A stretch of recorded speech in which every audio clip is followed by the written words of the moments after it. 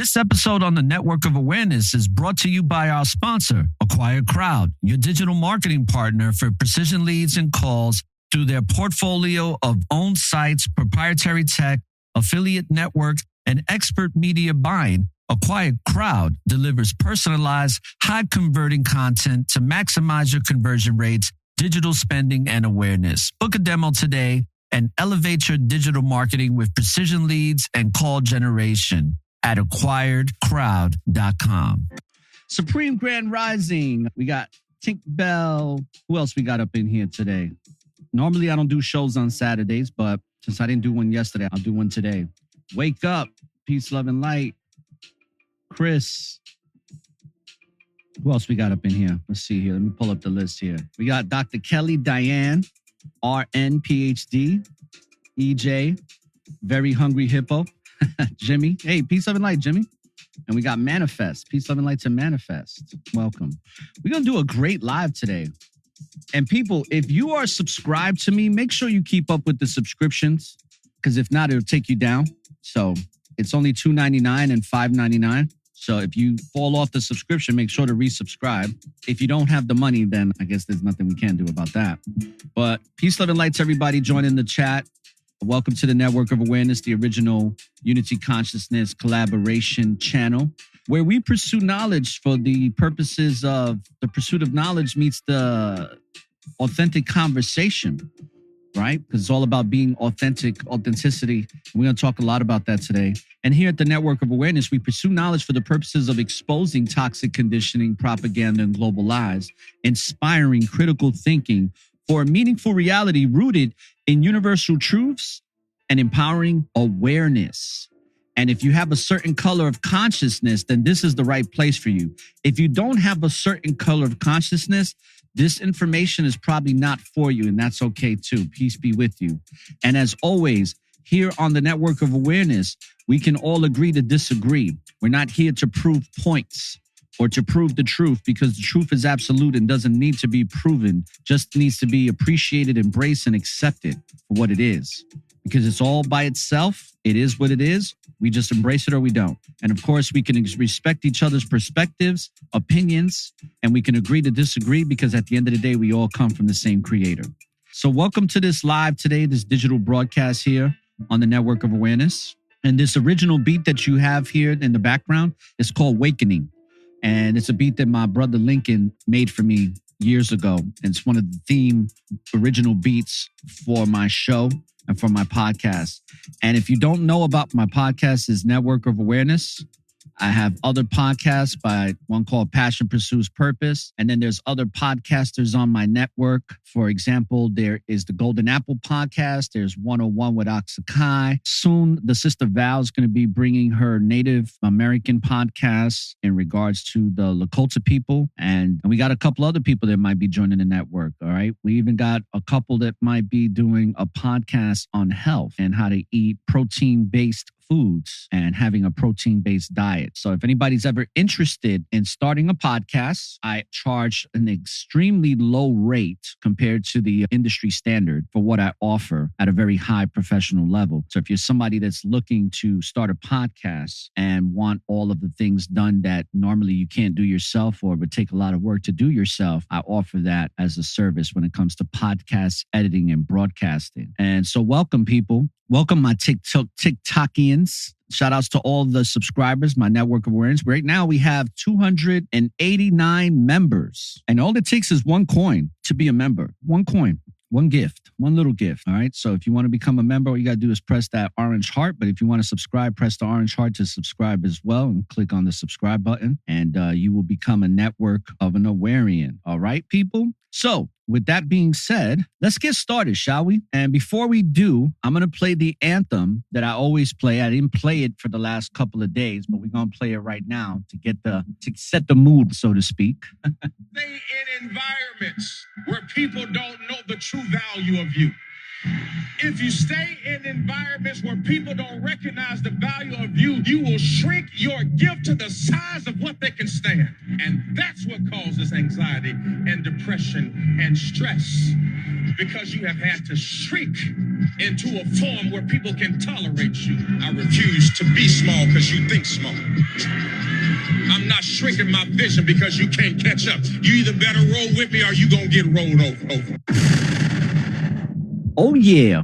Oh, yeah. That's how we setting it off today. So welcome, everybody. Let's get it started because we're going to talk a little bit about shadow work. And later on in the broadcast, if nobody decides to come up, I'll even give some tips for beginners that want to start learning how to do shadow work. But as you can see here, I wrote a tagline and it says, shadow work heals the inner child, confronts subconscious truths, and balances higher and shadow selves, guiding us to authentic self-awareness and inner harmony. And what we're going to talk about is just that, because shadow work doesn't mean you just heal the inner child. It really means that you tackle all of the things that have been stored within the subconscious mind, all the things that have been ingrained in you that are unbecoming of you being the human being, right? Not the human becoming, but the human being. And a lot of times through the toxic social conditioning that we've been experiencing and have grew up in, we become these adults and we become illusions of the child. And we have stored all of this trauma and suppressed emotions that we haven't dealt with. That the way that the brain works a lot of times when we experience trauma, especially severe sex trauma or physical, emotional trauma, a lot of times the brain, the way it's so advanced and these bodies, is the brain has a mechanism, and I can't remember the name of it, but it's a mechanism that basically pushes these memories and suppresses it for your own protection. So that way you don't keep reliving the things that bring you dis-ease, the things that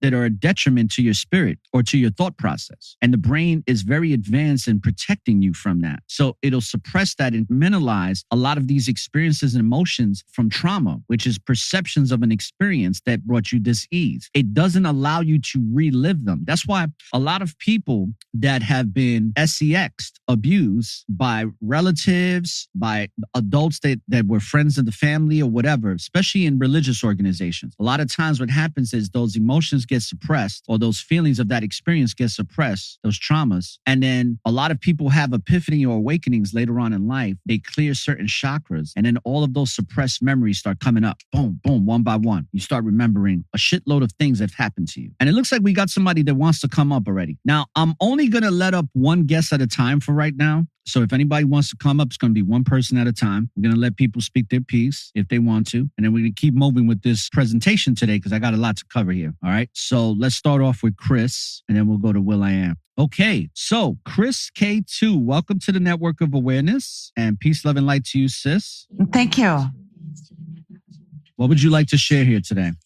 Okay, so I have quite a bit of childhood trauma, but I went to a psychiatrist when I was about 18 for years, and she was hypnotizing me, and I don't remember it. So when I go into my trauma, it's like a big ball, and I don't know where they come from, and I don't know how to get rid of them. I try to expel them when I have it, but they're so intense that I start crying. Yeah, I'm trying to get rid of the blockage and get rid of that trauma. Okay. The only thing I suggest is definitely listen to this presentation today. Yeah, I think so. And then if you want to come up a little bit later and share some awareness of some things that have come to your awareness and understandings based on work that you've done, I'll be more than happy to have you come up and speak later like I normally do with the panel. Yeah, I'm hoping that someone is listening right now, has experienced this and has some knowledge. Oh, there is. Yeah, that's why I'm coming up. There's been plenty of people that have expressed their traumatic experiences as children here. So you came to the right place. All right. But we're hypnotized? I don't know if they were hypnotized, but I know some people that have gone through hypnosis and some that don't. But we'll talk about all that. Thank you. And thank you for coming up. But I'm going to drop you down from the panel. And if you want to come up later, you can. All right. Okay. All right. Peace, love, and light, brother. Will I am. Welcome. I haven't seen you in a while. Yeah, no, I did pop into your live the other day because obviously this is a new profile. It's, again, something that I have to deal with, but it's no worries. Yeah. We will get this truth out.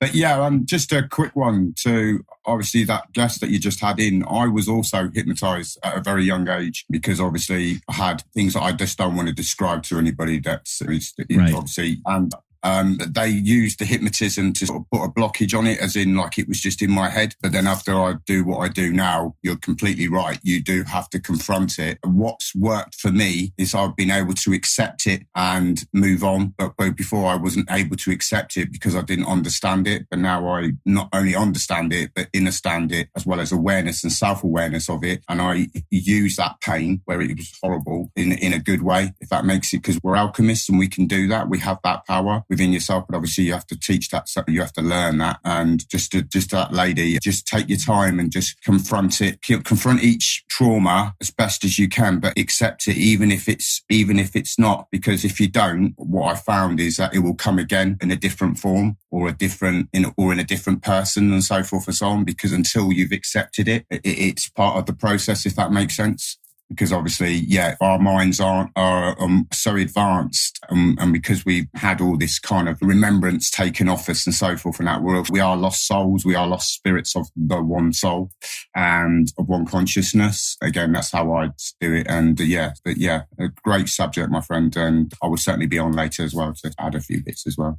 Okay, great. Yeah, thank you for coming up. I actually shared this yesterday briefly on my radio show. If anybody wants to tune into my radio show, you can go to 905fm.net, or you can download the TuneIn app, TUNEIN, and you put in 905 FM. I have a radio show in New York City that broadcasts out of Brooklyn and to 152 countries, called The Conscious Hour. This is where I brought this topic up, and I shared some thoughts on it briefly because my radio show is live and it's only for 1 hour. Eventually, I'm going to probably have a 2 to 3 hour slot once I get more sponsorship, but we talked about this briefly because I play a lot more music than what I would do on something like here on my podcast. I figured I'd talk about it today since I didn't go live yesterday. Yesterday was a rest and relaxation, stay in bed for a while day and not do much of anything at all, which was very much well needed. And I chose to do it yesterday. But here we are on this beautiful Saturday. I'm here on Eastern Standard Time, so it's approximately 9:23 a.m. wherever you're at. I'm glad you're here. Supreme Grand Rising, wherever you're at. And we're going to talk about this. We're going to get deeply in depth about this shadow work. And shadow work is healing the inner child, integrating the higher and shadow self. That's what we're going to talk about. And it's not so much just the inner child. It's healing and confronting all of the things that have been ingrained into the subconscious that really doesn't serve us well, that we have some type of issue with. And we have to embrace it, though, because it's just an experience. I don't care what you've been through. I don't care if you've been raped, abused as a child in ways that are just horrific. They're just experiences. It really doesn't do any damage to the spiritual self, to the etherical light that you are. It doesn't damage that. What it does, it gives a perception of damaging the physical, this realm of consciousness that you see yourself in physicality. And I've seen that the people who embrace the bad things that happen to them and know it happened for a reason and transmute that negativity into positivity, they wind up doing some of the greatest works on this planet. And they have a way of teaching others to find peace and harmony with themselves. Because I know some people that have gone through some horrific stuff for years as children, that they didn't even get to have a childhood. Their childhood was nothing but abuse. And some people even will say that you chose that life to learn and experience that, because there's so many different dimensions of ourselves. So since we live so many past lives, we have a lot of different experiences that we have to teach us things, whether they be good or bad. But at the end of the day, they're still all good because it's just all an experience for growth. And you can't know the light if you don't know the dark, because you got to come out the dark in order to experience the light. And the only thing that can cast out darkness is the light. Now, shadow work is an inward journey, and it's a profound one, and it's often challenging. It's a challenging path that seeks to uncover the hidden aspects of our psyche. And it's those parts of ourselves that we have repressed and denied. And this journey is an essential journey because it's essential for healing the inner child and confronting everything stored within the subconscious. And it's really about bringing the light, or bringing to light, the darker facets of our personalities and really understanding them, and then ultimately understanding them and integrating them with our higher selves to achieve balance and wholeness. We need to be whole. My goal is to help people to become wholesome so that they can be a great representation for others, because no one person can heal another person. We've talked about this many of times, and I've had people debate me on this. And at the end of the time, we always find common ground, because I always say, even if you are a healer and you're helping people heal, the person is really, what you're helping them to do is heal themselves. Because in order for you to be healed by somebody else, you have to welcome that healing and you have to take the initiative to want to be healed. So ultimately, you're healing yourself. Us as healers, we're just conduits to the self-healing that you have to put the work in order for it to manifest and come to light and come to fruition to benefit you on your journey of self-discovery, your walk. Now, what I'm going to do today is I'm going to explore this very intricate process of this term called shadow work that emphasizes the importance in healing the inner child while delving into the depths of the subconscious and achieving a very harmonious integration of higher self and shadow self. And it's very much an integration of balancing the left hemisphere of the brain and the right hemisphere of the brain. It has a lot to do with balancing your divine feminine and embracing it, but also embracing the divine masculine within you and having it balanced and knowing which energy to tap into at the right time for the right moments and for the experiences that we have, especially when dealing with other people instead of just ourselves. So let's talk a little bit about understanding what shadow work is, right? Because shadow work is a term rooted in psychological theories. A lot of these words that I use all comes from clinical psychology, which really is psychology is really the study of the spirit. It's not really the study of the mind, because the mind is just a broadcasting station. The mind is just an organ. The mind is just a muscle. It's just a station where information gets processed. But when it comes to the etherical light and bit processing information through light waves, that's what you call the psyche. That's the physicality, but it's intangible physicality, if that makes any sense. Because even though it's in this physical realm, it's still intangible. But the brain works as just a broadcasting station for this information to be received and to be let out, to come in and out. And Carl Jung, who was a famous psychiatrist and psychologist, introduced the concept of the shadow. And he termed it as part of the analytical psychology, describing the shadow as the unconscious aspect of the personality that the conscious ego does not identify with. I'm going to repeat that because it's very interesting. He described it as the shadow as the unconscious aspect of the personality that the conscious ego doesn't identify with. It is composed of repressed ideas, weaknesses, desires, and instincts. Very interesting. He also believed that the shadow is not necessarily a negative thing. And that's something that many of us have come to the awareness of, is that you have to embrace the shadow because it's not a negative thing. It's a part of you. It's a part of this human experience. It's what makes you. So why deny it? I've learned how to embrace my shadow self, and my shadow self has come out on this app at times with dealing with certain people that I had to check and put in place and make sure that I was protecting my energy. And sometimes I had to verbally whip some ass out here, especially people who were trying to slander me. I ain't no sucker. And my shadow self reminds me I'm not a punk or a sucker when people try to take advantage or try to belittle or do anything that is going to try to hurt me or paint a certain light about me to others. It's like, I'm going to confront you just like I would confront my shadow self. But my shadow self has a way of protecting my higher self, and I embrace it. And I know when to release it and when to put it on pause and when to let it out, when to bring it back in. You know, I'm getting much better at it too. See, going back to this presentation is that Carl Jung, he believed that the shadow is not necessarily a negative thing. It contains unacknowledged strengths and positive traits. He also believed that the shadow represents parts of ourselves that we have rejected or suppressed because they are contrary to our self-image and our societal expectations. Woo! Let's drop a bomb for that one. Okay. I'm having issues with the damn. You are now tuned in to the network to Let's try that again. Oh man, my soundboard is having issues over here. Okay. Now, I thought that's very interesting when it comes to self-image and societal expectations, right? Because a lot of us, we are people pleasers, many of us, that haven't embraced our true authentic selves, where we're not living a truly authentic life because we're living for other people. And societal expectations can put you into a pattern where you become a people pleaser a lot because you want to please those around you so they can accept you. Let's play the anthem one more time, because all this does is create anxiety, depression. In environments where people don't know the true value of you.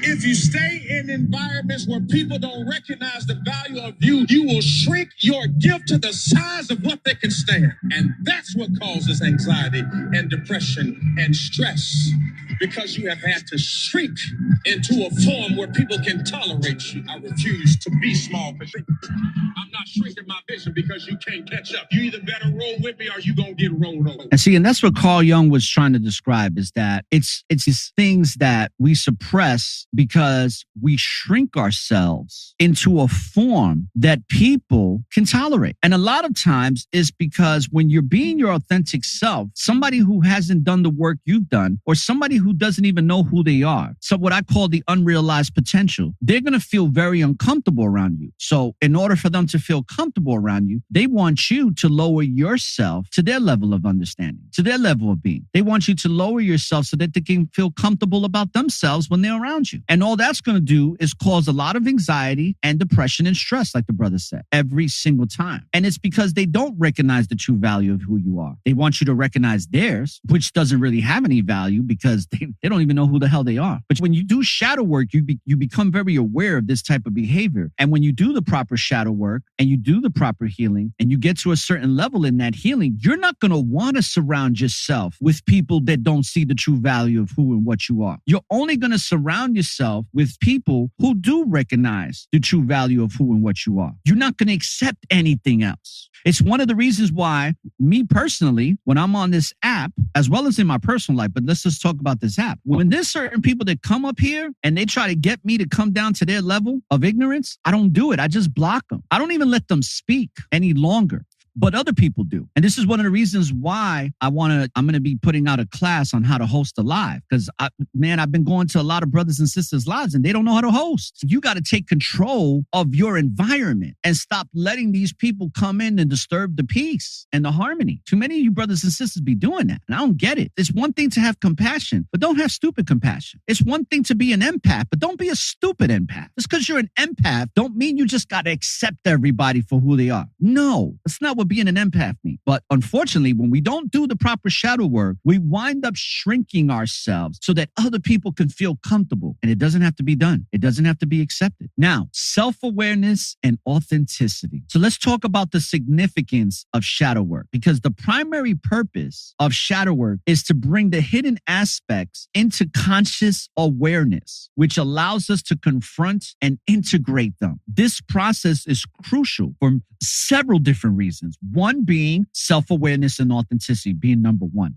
Because when it comes to self-awareness and authenticity, that means that we are acknowledging and embracing our shadow. We gain a deeper understanding of ourselves. And this self-awareness allows us to live more authentically, as we no longer are hiding parts of ourselves. We're not keeping it a secret. It doesn't have to be kept secret. It's who we are. And we live that life authentically, but more importantly, unapologetically. Too many of us in the people-pleasing mindset become freaking apologizers. We become professional apologizers, always apologizing for shit we had nothing to do with, shit that's not even has nothing to do with you. But a lot of times narcissists, they will gaslight you so much that they'll have you apologizing every single damn day for stuff that you're not even responsible for or have anything to do with, but then you attach yourself to that as if you did and wind up apologizing for it. One of the most important things about living a truly authentic life is living a life where you can be your authentic self unapologetically. There is nothing to apologize. The only time we should be apologizing and asking for forgiveness is when we deliberately or unconsciously do something to someone that is a detriment to their well-being. That's it. If we're not doing something that is a detriment to somebody else's well-being and they still feel uncomfortable with us being around and existing, one of my favorite sayings, tough titties at the kitty, but the milk is still good over here. I could really give a shit about how you feel when I'm around if I'm being my authentic self. That's a you problem, not me. And I don't feel sorry, I don't feel pity, and I don't feel remorse at all. I really don't. Because it's one thing for the people that know themselves and know the things they got to work on. And it's another thing that a lot of people know the things they got to work on and choose not to. I have no respect for that whatsoever. If you need to change and there's things about you that are not good, why in the hell are you not doing something about it? You want me to accept it though, because you just figured out that you don't want to deal with it right now. How can I respect that if I love myself? These are just some of the things that make sense to me that I have no pity for. I don't pity people no more like I used to. It's if you want to change, you have everything in your power to make the change. That's why people that complain all the time, I don't welcome them on my platform. I'll let you complain for a little bit, but if that's your modus operandi and that's the frequency that you want to stay on day in and day out, no, not here. You don't have a certain color of consciousness. You don't belong here. This is for people that want to make a change and that have made changes and that want to be an example of what that change looks like. That's what my platform is here for. If you're anything but that, you don't belong here whatsoever. And I'm real adamant on that. And I can give a rat's ass about what people think about me. I've done away with that a long time ago.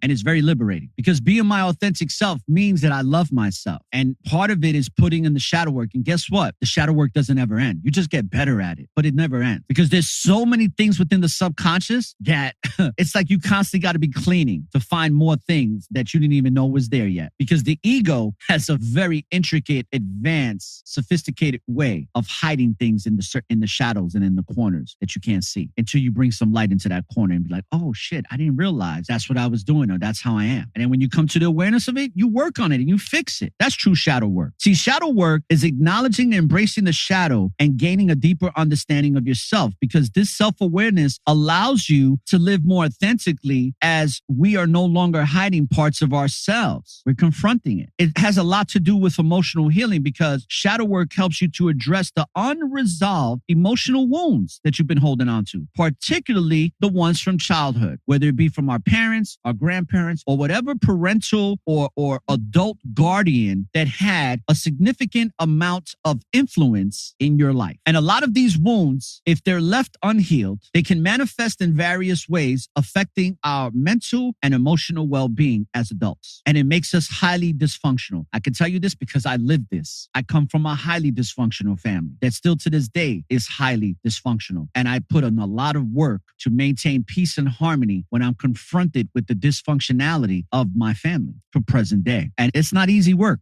but I'm grateful for it because it strengthens me. It's one of the reasons why I'm able to do some of the things I do because I've been through the fire. I've walked the line, so to speak. Another important thing to keep in mind when it comes to shadow work and its purposes is for the personal growth, right? It's for growth. We put in shadow work to grow, to be better versions of ourselves today than we were yesterday. And when we're confronting the shadow and we facilitate that personal growth, we challenge our limitations that we placed on ourselves based on these past experiences. We expand our human potential when we become aware of our potential. That's why a lot of haters equal unrealized potential, because when people are hating on you, it's not that they're hating you. It's really the hate they have for themselves because they haven't come to the potential of themselves that they see within you. When they see you exercising and living within your potential and bringing your potential out, your infinite possibility self being expressed in the most beautiful ways, the most authentic ways that exude confidence on steroids, they want that, but they can't see it within themselves. So immediately they go into haterism mode. They go into the unrealized potential mindset. And it's easy to be a hater when you don't realize who you are. It's easy to do that. And when you grow and you challenge your limitations and you expand your potential, what it helps you do is it helps you to move on beyond the constraints of your ego, beyond the constraints of the societal conditioning, the toxic societal conditioning that has fed your ego and give it an identity that's unbecoming. Because like I always say here at the Network of Awareness, we pursue knowledge for the purpose of exposing toxic conditioning, propaganda, and global lie. We got to confront it. Got to we got to expose it for what it is, because too many people have accepted the lie as the truth and the truth is the lie. And a lot of our brothers and sisters have ego filters that are filtered exactly that way. They embrace the lie as the truth and the truth as the lie. And all by design. We've talked about it on the social deconstruction series, right? When it comes to the archons, when it comes to our fellow starseed brothers and sisters, fellow interdimensional beings that are manipulating the matrix, particularly the reptilians and draconians, same group of people. But it's that societal conditioning that we have to confront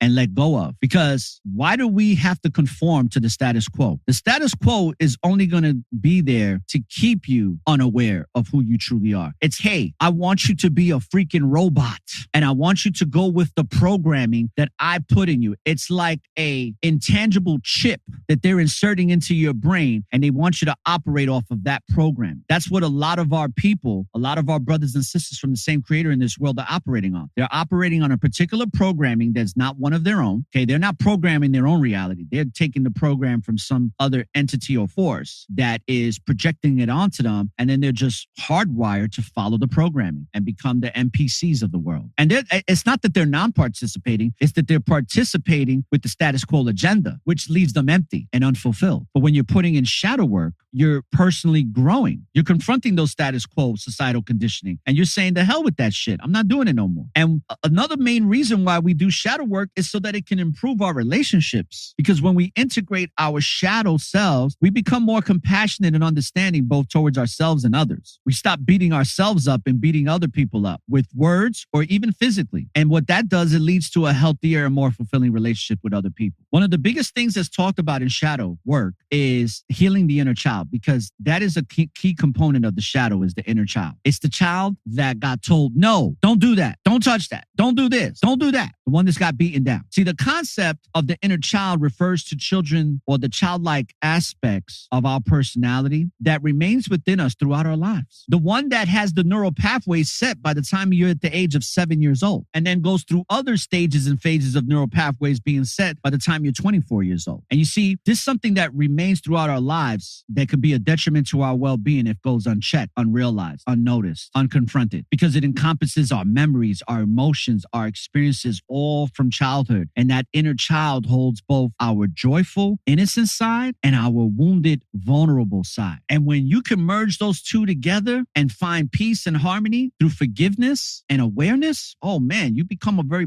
powerful individual. You become the miracle manifested, the gift that keeps on giving. Because the wounded inner child is a significant part of our shadow self. Our childhood experiences, especially when it comes to the negative ones, we're talking about negative experiences like neglect, something I've experienced tremendously as a child. Another one is abuse. How many times have people have come on here? There's so many abuses, and there's all types. There's the SA, the PA, and the EA, right? You got the emotional, the sexual, the physical. All of these are traumas that can create a deep emotional wound that doesn't get sealed. It's like a wound that keeps on bleeding, that we haven't healed. Like sometimes we put a Band-Aid on it, but if we rip off the Band-Aid, it's still there. It has to heal. It has to seal. See, the wounds are often repressed into the subconscious, and then they continue to influence our thoughts, our behaviors, and our relationships. And if you're not consciously aware when the subconscious mind revealed itself, then it just plays out in your behavior, and you're completely unaware of it. It's very much how the United Shenanigans of America work. United Shenanigans of America, they swear that they're the best country in the world. According to who? I always say, according to who? To you? According to our president? Who says that the United States is the best country in the world besides our own government? The United Shenanigans of America is probably one of the only advanced places where you can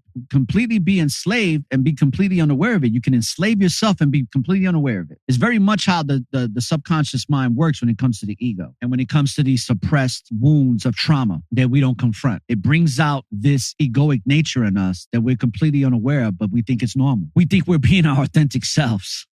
There's a lot of people like that in the so-called conscious community. They're just assholes and they think they're being their authentic selves and that you just got to deal with them being disrespectful and being assholes. And I'm like, not today. No, bye-bye. I don't think so. That's like the people that be telling me, they're like, yeah, I'm conscious. I'm part of the conscious. I'm in this truth. And next they're telling you that they got the shot. They got the science appliance. Like, I thought you were an awakened individual. Why did you go get that? Oh, because I had to keep my job. Okay. But another thing in recognizing the wounded inner child is emotional reactivity. Emotional reactivity. we see it so much here on TikTok, don't we? See people overreacting to situations that trigger past traumas or unresolved emotions. Somebody will make a comment and somebody will take it left field and be like, bro, they're not even talking about you. What's going on here? That stems from overreacting to situations that are triggering a past trauma with you. That's something you need to resolve. And a lot of times when you're triggered by other people, that should be a clear indicator that it's unresolved and maybe you should go work on it. But sometimes they don't. And then the cycle keeps repeating itself over and over again. Another one that I've recently seen in the past couple of months in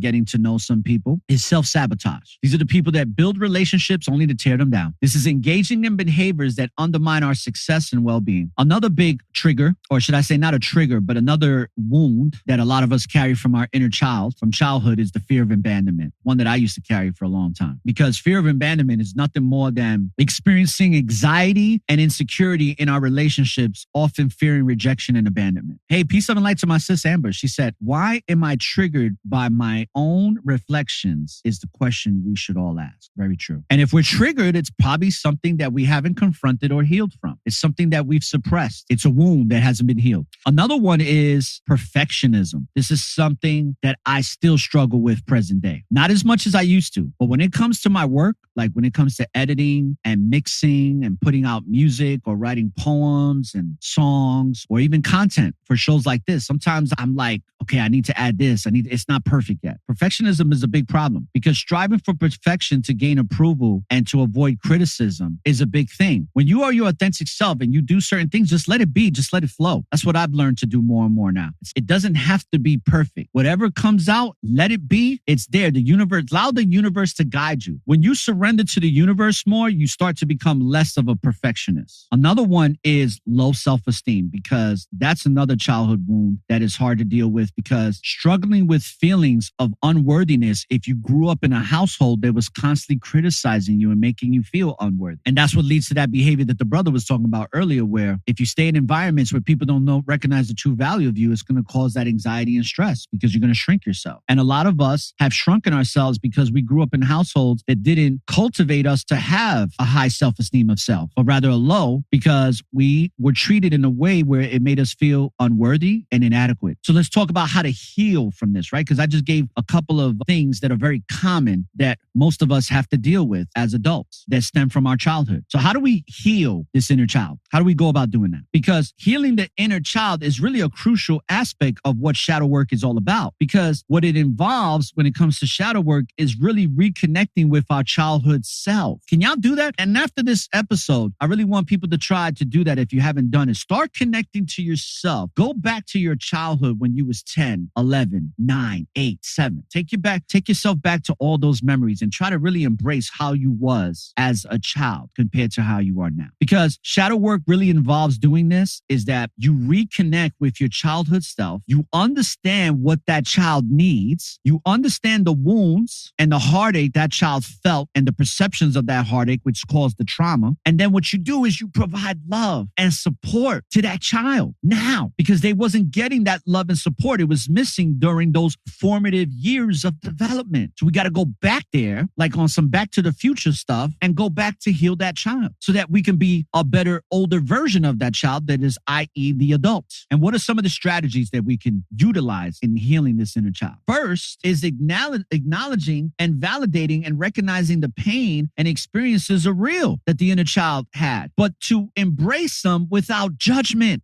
That's how you do it. You approach that child without judgment, because that child was wounded because of the judgment. And you recognize the pain and experiences of that inner child without judgment, and you validate its feelings and experiences. And that's where the inner dialogue is so important, and how we speak to ourselves. Because when we're speaking to ourselves, guess what? We're also speaking to that inner child. And a lot of times, a lot of us, we speak so ill of ourselves. All we're doing is adding salt to the wound of the inner child when we speak ill of ourselves, to ourselves. Yes, let's keep tapping that screen, people. Let's get to 50K. Appreciate it, Alfred. Thank you. Keep tapping the screen. We got about 75 people here. Don't be finger lazy on me. Inner dialogue, man. Inner dialogue is something that, for me, my personal experience, I have to consciously be aware of every single moment of the day. I have to make sure that I'm speaking well to myself, because one of the things that I develop by the time I was a teenager was speaking ill of myself. Oh, thank you. Thank you for the gifts, people. That was a big one right there. Somebody sent me a galaxy. Who was that? Mello? Hey, Mello, thank you for that, sis. One of the things we have to focus on is that inner dialogue,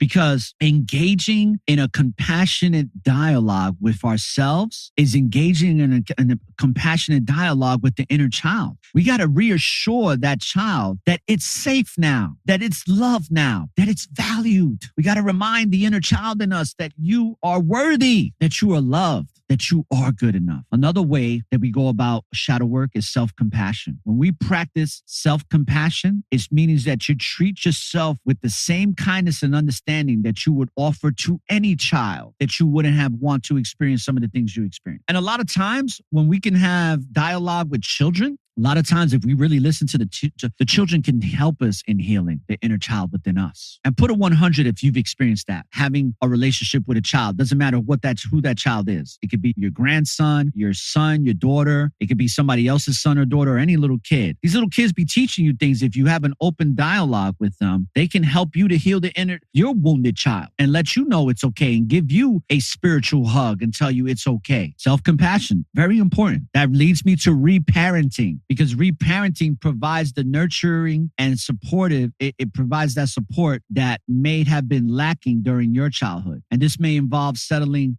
healthy boundaries, affirming your worth, and taking care of your emotional needs. It's like your adult self is becoming a parent that you never had to your child, to the inner child within you. That one goes deep, but I want y'all to process that for a moment. Try becoming a parent to yourself. Make an attempt to be the parent to yourself that you never had. And it's not a knock. I don't want this to be a knock on our parents. We got to appreciate our parents for who they are, no matter what bad things they did or what they didn't. A lot of times our parents didn't get the proper upbringing. Keep that in mind. That's something I had to be aware of when it comes to my mother and father. And I respect my mother and father because considering some of the stuff they experienced with their parents, especially their fathers, not so much their mothers, but with their fathers, I'm surprised my father's not a psycho, considering all the abuse that he got from that, what I consider to be a scumbag of a grandparent that I really didn't get to know, but I heard stories about him. I'm like, whoa, man, my grandfather was a real piece of work, man. I already got the verification. I don't know what I said, but I guess I'll curb my words. I won't try to curse that much because I just got a verification. So it is what it is. They're watching. TikTok is watching. But think about that, people. Remember that our parents, a lot of them had really crappy upbringings. And we got to respect them if they try to do the best they can with what they had. But the fact that you have to do the shadow work is important because that's how you break the cycle. That's how you break the so-called generational curse, is that you awaken to who you are and you integrate your higher self with your shadow self and you break the chains of the repetitive cycle of suppressed old wounds of the inner child that integrate itself with the other children, your children, and you repeat the cycle. You break the cycle. You break the curse by healing yourself, by having self-compassion, by reparenting, by gaining a higher self-esteem of yourself, by letting go of the fear of abandonment, by letting go of the practices of self-sabotage and having emotional reactivity where it doesn't serve you, where it doesn't serve you well. And shout out to all the people that seek professional help, right? Like the sister that was up here in just a moment, she said she got some hypnotherapy. I strongly suggest that if this is something you're struggling with, seek out a therapist. I remember my mother sent me to a psychologist when I was 18 years old because I supposedly had anger management issues. And all I was mad about is that I didn't freaking get nurtured or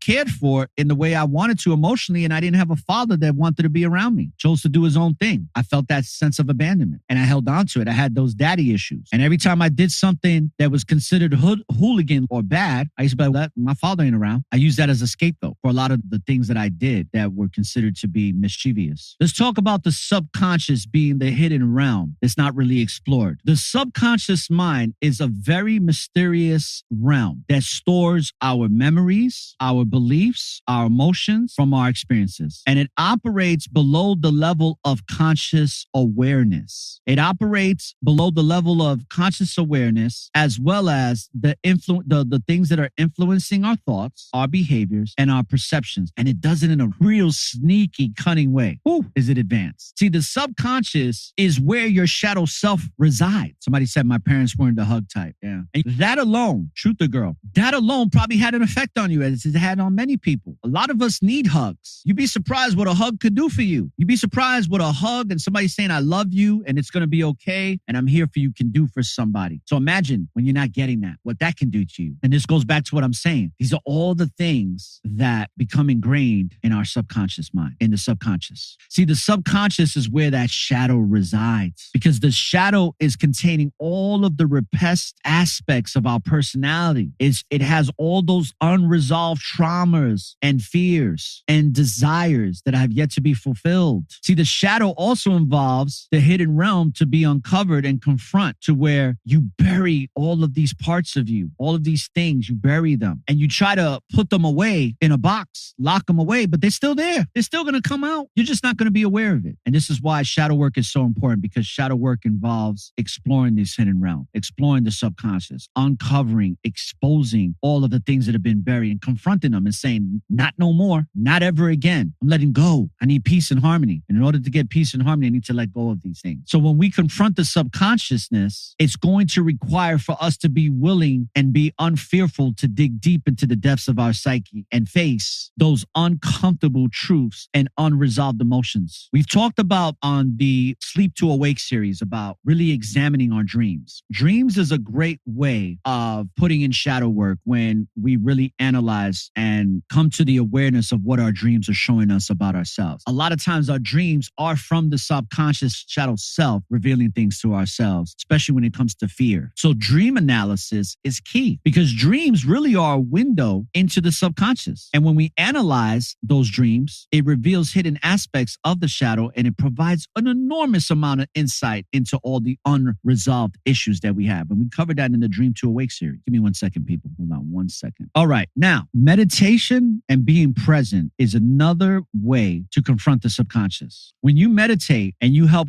quiet the conscious mind, what that allows you to do is to go deeper into the layers of the subconscious. And then the more you do, that's why people that meditate a lot are very self-aware. And they always are the people that provide the most profound insight. Why? Because what does insight mean? It means insight. You're seeing within yourself and then you're sharing that insight with others. This is why meditation is so key, because when you can quiet the conscious mind, it's just blah, blah, blah, blah, blah, blah. And you can quiet all that white noise and really dig deep into the recesses of the subconscious. It provides miracles for your life, gives you proper insight. And it also provides a very high level of self-awareness. And to me, from my perspective, especially my channel and my podcast network, the main one is Network of Awareness, right? We are a network. We're building here a network of awareness so that we become more self-aware, so that we can be an example for others to want to gain more self-awareness for themselves. Meditation is key. Meditation is key. So much so that when you practice it a lot, you can put yourself in a meditative state even while you're consciously awake. And something we talked about a lot too that's very therapeutic is journaling. Journaling your thoughts, especially your dreams. Right after you wake up from a dream, write it down, because it's going to help you to tackle all those unresolved issues and really put a magnifying glass on it and really process and digest it and have it there so you don't lose it, so that you can examine it until you get to the core of it and deal with it and heal from it. Just like the sister that came up, Chris K12, she says she went through hypnotherapy. Hypnotherapy is a great technique for therapeutic shadow work healing. Hypnotherapy is good because what it does, it provides a guided imagery that facilitates access to your subconscious mind. And this type of method has helped tremendous amount of people. It's helped them to uncover the repressed memories and emotions that they've held onto that have caused trauma. Because trauma is nothing but a perception of an experience that has caused you dis-ease. That's all it is. And something that a lot of us do here on TikTok that I think is really great is when it comes to shadow work, a lot of us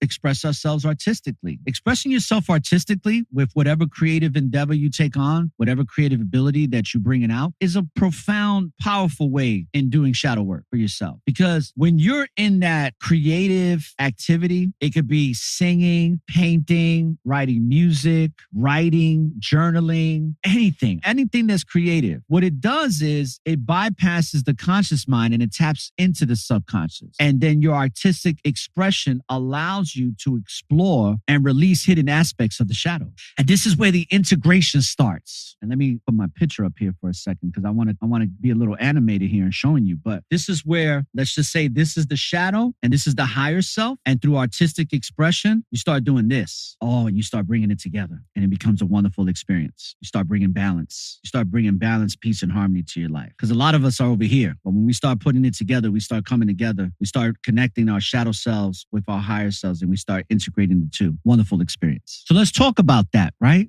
Let's talk about integrating the higher self with the shadow self, right? Because shadow work heals the inner child, confronts subconscious truths, and balances higher and shadow selves, guiding us to authentic self-awareness and inner harmony. Woo! You are now tuned in to the network of awareness.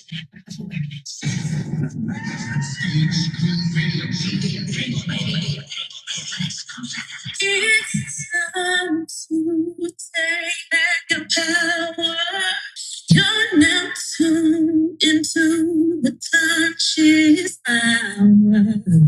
It's time to take back your power. And we do it by integrating our shadow selves with our higher selves. The higher self, as you can see here in the diagram, which is the etherical light being that you are, what we are, the shadow self being what we think. The higher self represents the most enlightened and spiritually connected aspect of who and what you are. It embodies the qualities such as wisdom, compassion, and the one that's most important that you come from, that we all come from, every single one of us, unconditional love, because we are the resource to source. And the higher self is often seen as our true essence because it is guiding us to our highest potential all the time. It doesn't know anything else. That's all it is. It can only be that which it is, that which is and always will be. Energy is never created or destroyed. It only transforms, transmutes, translates, and transmits. So when we're integrating the higher self with the shadow self, it's a very delicate and essential process, but it's one that's necessary. If we're going to have any peace and harmony in this freaking discombobulated, manipulated matrix, they want you to have nothing but robot consciousness, robotic. That's what they want you to be like, or robots to serve the agenda. And the agenda is to do you dirty. So when we can balance the light and the darkness within us and embrace both aspects with compassion and understanding that leads to inner standing, woo,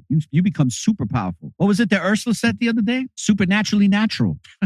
You become supernaturally natural. So I want to talk about this higher self. Now that we talked about the shadow self, let's talk about the higher self. The higher self plays a very crucial role in the process of shadow work. Why? Because number one, it's important to integrate the two, but it also provides guidance to the shadow self. It provides that wisdom that the shadow self needs, and it provides strength that's very much needed in order to confront and embrace the shadow. And this is why I get, sometimes it makes my ears hurt when I hear people talking about the ego in a very negative way. They're talking about the falsehood of ego. They're not really talking about the ego, because the ego serves as a great mechanism to give you that strength and confidence to confront things. Without it, you can't. It's a part of you. Why when people say, oh, I'm always suppressing my ego, it sucks to be you, because that must be a very painful experience to always be suppressing your ego. When it comes to the higher self, it helps us to navigate the challenges of shadow work with a lot of resilience, with a lot of grace. That's what brings about the harmony, the balancing. And the higher self plays a crucial role in the process of shadow work. It's when you're balancing the light and the darkness. That's true integration. And that requires both the higher self and the shadow self becoming one. And when you're embracing your shadow, you can access its hidden gifts and transform those negative traits into sources of strength and wisdom. They become strength now. They become positive trait from the negative. It's no different than how the law of sexual transmutation works. Just because you're not having sex and you're doing semen retention or practicing abstinence, that's a good thing when you can take that sexual energy and transmute it into some other endeavor or some other form of energy. It's the same thing with shadow work and embracing the shadow, but allowing the higher self to give compassion and strength to that shadow to be healed, so that shadow can be turned into a negative aspect of you into a positive source of strength and wisdom, positive aspect. And this balance is what ultimately allows us to live a more authentically and harmonious life. So let's go over some of the things real quick. We went over meditation and self-compassion. Also also getting therapy, professional help, creative expression, and spiritual practices, which involve not just meditation, but a lot of us practice things that are independent and that we have created to help us connect to our higher self. And it could be anything. Whatever ritual you have that's going to help you connect to your higher self, I say keep doing it. Whatever mantras you have to say, keep saying them. Whatever affirmations you have to say, keep saying them. Keep building more and more of it. And later on, if anybody wants to give a testimony to some of their insights and awareness that they've come through in their shadow work, feel free to come up as well. We're going to allow for that to be shared here today on the Network of Awareness, the original Unity Consciousness collaboration channel. Something else too that I wanted to bring up that I looked up when it comes to Carl Jung. See, Carl Jung wrote that shadow work involves delving into the unconscious aspects of our psyche to uncover the parts of ourselves that we have repressed or denied. And he said these parts, often referred to as the shadow self, contain elements of our personality that we deem unacceptable and undesirable. And what made us come to that conclusion in the first place? Because somebody else in your life said, that's not desirable, that's unacceptable. And then you accepted that as your truth. Let's play the anthem one more time. Stay in environments where people don't know the true value of you. If you stay in environments where people don't recognize the value of you, you will shrink your gift to the size of what they can stand. And that's what causes anxiety and depression and stress, because you have had to shrink into a form where people can tolerate you. I refuse to be small because you think small. I'm not shrinking my vision because you can't catch up. You either better roll with me or you gonna get rolled over. And see, that has a lot to do with the term trauma bonding. A lot of us have trauma bond because we, as adults, attract the very same people that had an influence in our lives that created this undesirable outlook to who we identify as. And we've accepted that identity that's not really who we are, based on somebody else's perception of you, of what they wanted you to be, to make so that they can feel comfortable around you, so that they can mold you into what they wanted you to be instead of how you felt you should be. And every single person on this platform has gone through it. There ain't not one person that exists, I think, in the world that hasn't gone through some form of this, no matter where you grew up. All right, we're going to allow, like I said, we're only allowing one guest up at a time for now. So let's allow this new guest. This is a new guest because I've never seen this person before. This is Linda. All right, Linda, I'm going to let you up right now. Linda, welcome to the Network of Awareness. Peace, love, and light to you. Yes, hi. I was listening to the dreams part of your comments. And this is true because I was in a family, a very dysfunctional family, but then I got into a marriage that it was really bad. Bottom line is, as I didn't have anything coming out until I recently, I'm 60 years old, until recently, I started to have like nightmares of my ex-husband who has passed away.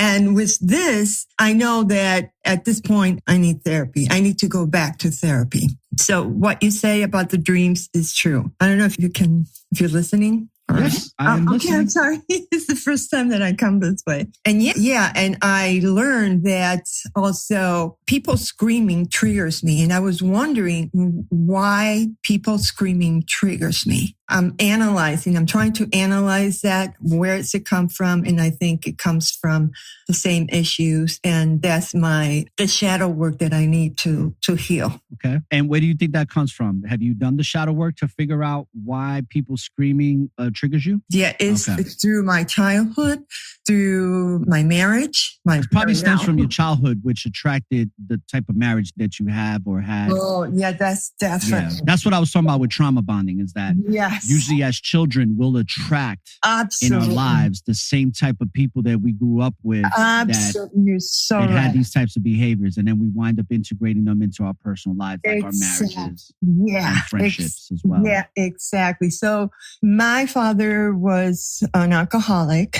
So basically, I'm a child of an alcoholic, and I tracked a person that drank. He was an alcoholic, but he didn't know it, and that he was violent, as well as my father. And it's amazing. So I was able to analyze that, and now I have I chose a partner who's totally different, but I had to adapt myself to it because I noticed that I used to attract people with those traits. And then something click on me and I say, no, this is not the right way. And I have to adapt to somebody that doesn't have those traits that I'm used to it.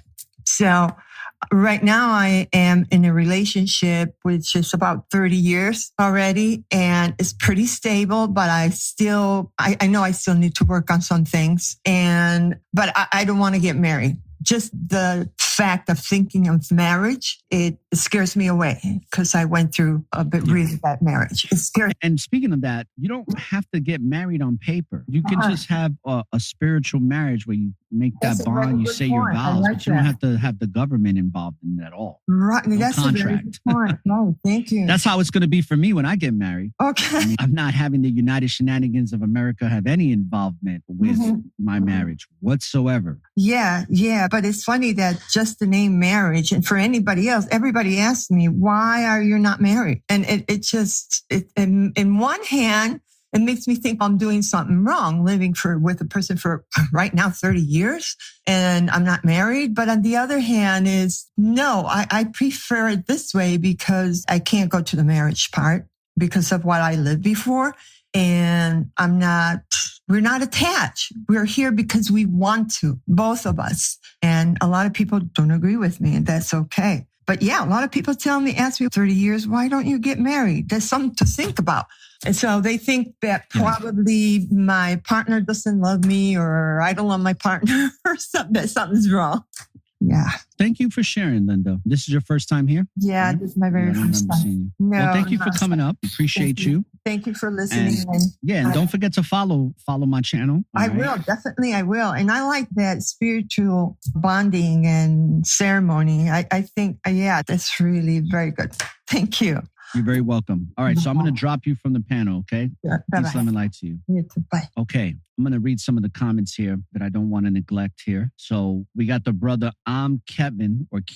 Kevin says, this is so powerful. We attract the same vibration as we are. The mirror effect. So good, bro. Thank you. Your parents yelling is what triggers. Yes. I am Kevin said, my shadow was hiding in my subconscious and my higher self brought into my consciousness to merge. Yes. Angel Heart Haven. Hey, sis. Sound frequency. The brother Streets on the beats says ego energy going outward. Yes. Shout outs to the brother Martin. Peace to you, God. Biama says voice of reason. Teddy says much love from the Bronx. Teddy, you're not from the Bronx, bro, but I appreciate it.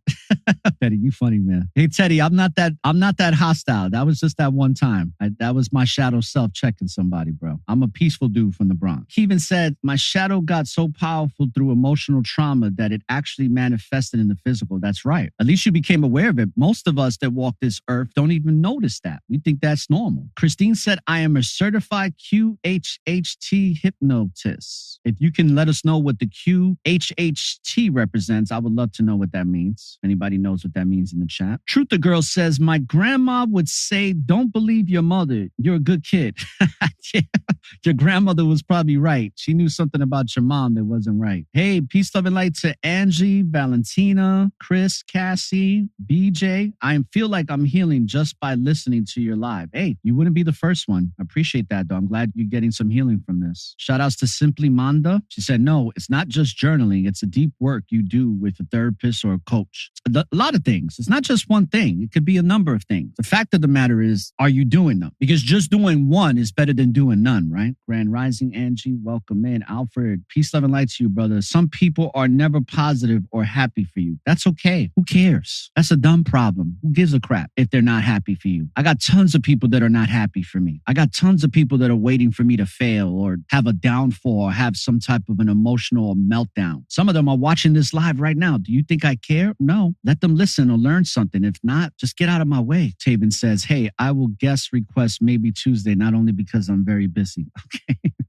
All right. Chris says, you also have a golden shadow, the great parts of you that you suppress to keep yourself small. Interesting. And then Simply Manda said, hugs are very important. Okay. And that was from the statement that Truth the Girl said that I read before, where she said, my parents were not the hug type. Yeah, makes sense. When your parents are not the hug types, that can have a big impact on you because you need that hug. Dr. Kelly Diane says, healing begins when you have an honest conversation with yourself. That's right. Absolutely true. And that's what the integration of the higher self, because the higher self is going to require it's going to require the shadow to be honest with itself. You can't gain the wisdom unless you're honest. You can't lie to yourself, because if you lie to yourself, you won't even be able to connect to the higher self. The higher self doesn't know what doesn't know what lying is, doesn't even understand or even can comprehend it, doesn't operate under that frequency. Unconditional love operates on a high frequency of authenticity, doesn't understand all this other mumbo jumbo, right? Please just tell me what's happening to me in plain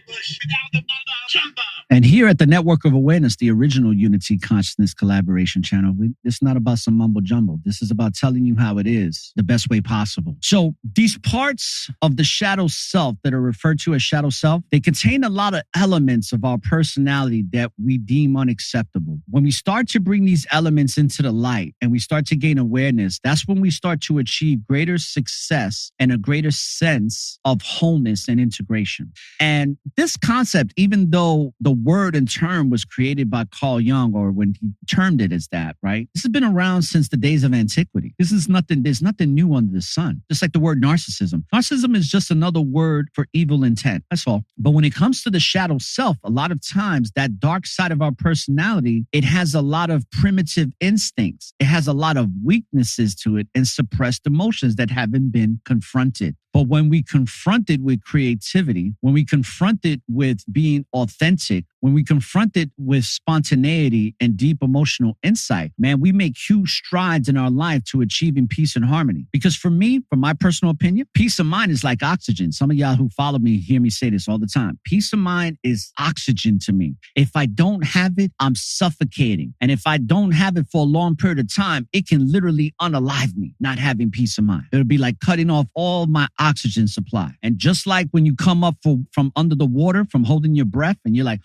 that's how I feel when I'm having my peace of mind suppressed, and then I finally get some peace and I can breathe again and I can take in that oxygen, that peace of mind. So important to surround yourself with people who recognize and see the true value of who and what you are. Because when you surround yourself with people that you have to shrink yourself for, that's how you're going to start feeling like you're suffocating. That's what's going to cause the anxiety, depression, and stress. In contemporary psychology, right, shadow work has gained a lot of recognition when it comes to healing and fostering self-awareness. And it's so important because when you embrace your shadow self, you release those burdens of the past traumas. You break free from the limiting beliefs. That's the only way you can become more authentic and have a more fulfilling life. Because at the core to all this is the inner child. It's the inner child is the one that needs healing. It's the one that needs to remember that it is worthy. It is worthy of love and compassion and every other high positive vibration that you can possibly imagine. What I'm going to do right now is I'm going to recite my poem called Divine Shadow Work. All right, people? So let's get this done here. Let's go. I'm really excited about this one because this one is one I've been practicing. I'm going to get it recorded. So I've been putting in a lot of practice and reciting this so I can get it down. So by the time I record it in the studio, I could do it on a one-track take and then just do all the ad-libs and plugins and all that. But let's pull up this beat. This is called Divine Shadow Work. And pay close attention. And if you can, depending on where you're at, if you're driving, you're not going to be able to do this. But if you're not driving and you're not working while listening and multitasking, if you could just close your eyes, I strongly suggest it. All right. Close your eyes while this is being recited.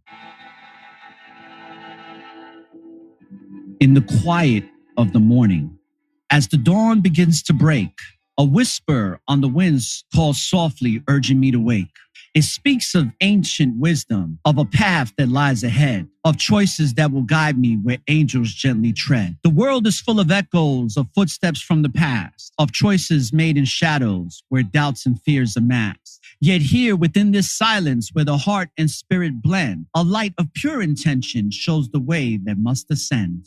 Divine intervention like a beacon in the night illuminates the crossroads with a gentle guiding light. It whispers, child, be fearless, for the truth is plain to see. Release the chains that bind you, let your spirit now be free. I walk a path of sunlight where the shadows cannot stay, where doubts are left behind me as the dawn becomes the day. For every step is guided by a force I cannot see, yet in my heart it's certain this is where I'm meant to be. I've stumbled in the darkness, felt the sting of my mistakes. I've clung to fleeting moments, to the hearts that love forsakes. But now I see a vision of a life that's yet to come, where every choice is echoed in the love that I've become. Divine intervention like the hand that lifts the veil shows the beauty in surrender, where the old ways start to pale. It tells me, child, be humble, for the road is long and wide, but I will walk beside you with each step and every stride. I let go of the heartaches, of the dreams that never bloomed, of the plans that fell to pieces, of the hopes that were entangled. For in this new beginnings, in this breath of morning light, I find the strength within me to embrace what's truly right. The choices that once haunted now dissolve like the morning mist, for the touch of true conviction is gentle as a kiss. And in the sacred moments where the soul and spirit meet, I find a peace within me that makes my journey so sweet. And like a strong song of morning's lark that fills my heart with courage as I venture through the dark. And it says to me, child, you are chosen to walk this path of grace. Trust the love within you and you will find your rightful place. So I release the burdens, let them fall like autumn leaves, embrace the wind's soft whisper and the hope that it achieves.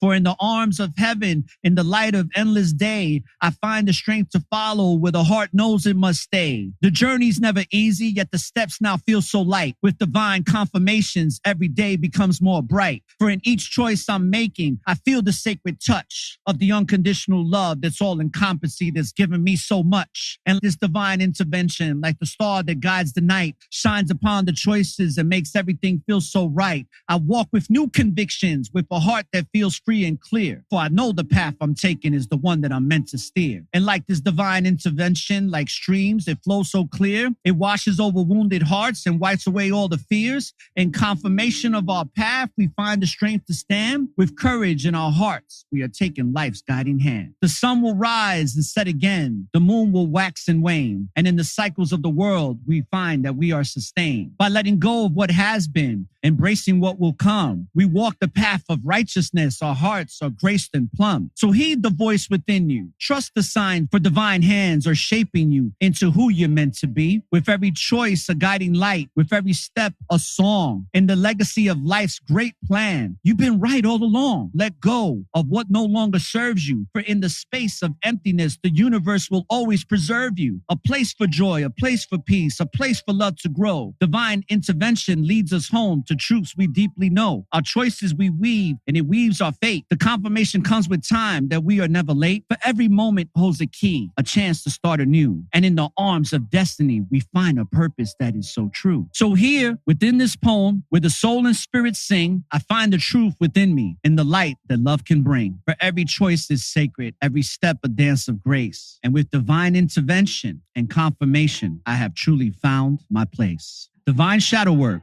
This is just another form of creative expression that helps you to heal, to gain self-awareness, to put you in a frequency that helps you to integrate the shadow self with your higher etherical light self. And when you merge both together, it's a wonderful experience. And this is where you become the example of healing. You become the example of the beautiful grace of what it looks like when you are in your rightful place and you are being your authentic self unapologetically, and you can share that gift and that awareness with others. And this is what unity, consciousness, collaboration is all about. It's about us sharing our gifts so we come to a common goal. And for me, I think that a lot of the common goal that I've been hearing from a lot of people that we all can share in as a common goal is peace and harmony. Peace and harmony. Because I think collectively, within the collective consciousness, that's all what we're striving for. We're all striving to have peace and harmony in our lives so that we can have peace and harmony together. And I truly truly think that is exactly what's happening in the age of Aquarius, in the age of enlightenment, in the age of transforming. We are transforming ourselves because we are integrating our shadow selves with our higher selves and bringing about peace and harmony in our life. And we are becoming the change that we want to see in the world. And by becoming the change that we want to see in the world, we are changing the world.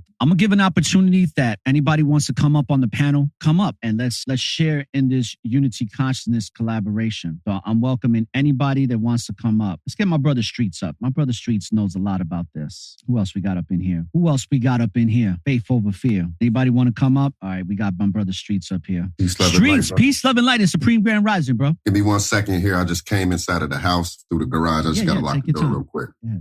Mega. How are Peace, you? love, and light to you, brother. I'm well, and yourself, man. I'm doing phenomenal, and I'm having a good old time over here. Supreme Grand Rising. Brilliant. I must say, I came up just to say this to you. I think you couldn't have brought about an important awareness to humanity in the form of that, the way, the mechanism that you carried this talk show today was phenomenal for me. And I think it would be for others in terms of addressing the fear factor. But the most important part is allowing the intellect, the wisdom to assist any individual. And I think you couldn't have done it better. I'm actually, I'm ecstatic at what you had to say. And it brought so much of, I think, wisdom to each and every one that's out there or that's listening. And as soon as more people, instead of allowing the emotions to get the better of them, I don't think you could have brought it out more clearer and more in a substantial way, that awareness. And I applaud you for that. I just came up to say that. Thank you. Thank you, brother. Thank you for sharing. Appreciate you. Pedal. We're going to go back to Streets in a minute, but Pedals, I haven't seen you in a while. Peace, love, and light to you, sis. Welcome to the Network of Awareness. And you're on mute, by the way. Good morning. Yes. You having some connection issues over there, or are you good? Oh, Oh, yeah, Pedals, your Wi-Fi or something. The internet connection is very choppy. Yeah, kid. Right? This is how I hear you. You might need to have a better connection. Wow. I'm sorry. Yeah. I'm sorry. It's okay. It's not your fault. Blame it on the internet. It was fine until I came on. Okay, you sound a little bit better now. Yeah, they're really... Okay, so we'll stay where I am right now. Okay. Yeah, I would be on because I've been busy with the kids for summer and just trying to spend time with them. Yeah, you got your mommy duty, summer vacation, all that stuff. Yeah. That's happening across the board with TikTok. You got a lot of people engaging in summer activities, so they're spending less time on social media, which is not a bad thing. Hi, everyone. Thank you for joining, guys. I invited like 40 people, I think, so I see some of them coming on here. Cool. Yeah, so this is such an important topic you're speaking of. And everyone actually on this planet needs to do shadow work, right? Because it's generational stuff that we have brought with us that we are trying to remove from our soul, which is holding the memory of all of the lifetimes, past lives, this life. And everyone needs to do this, right?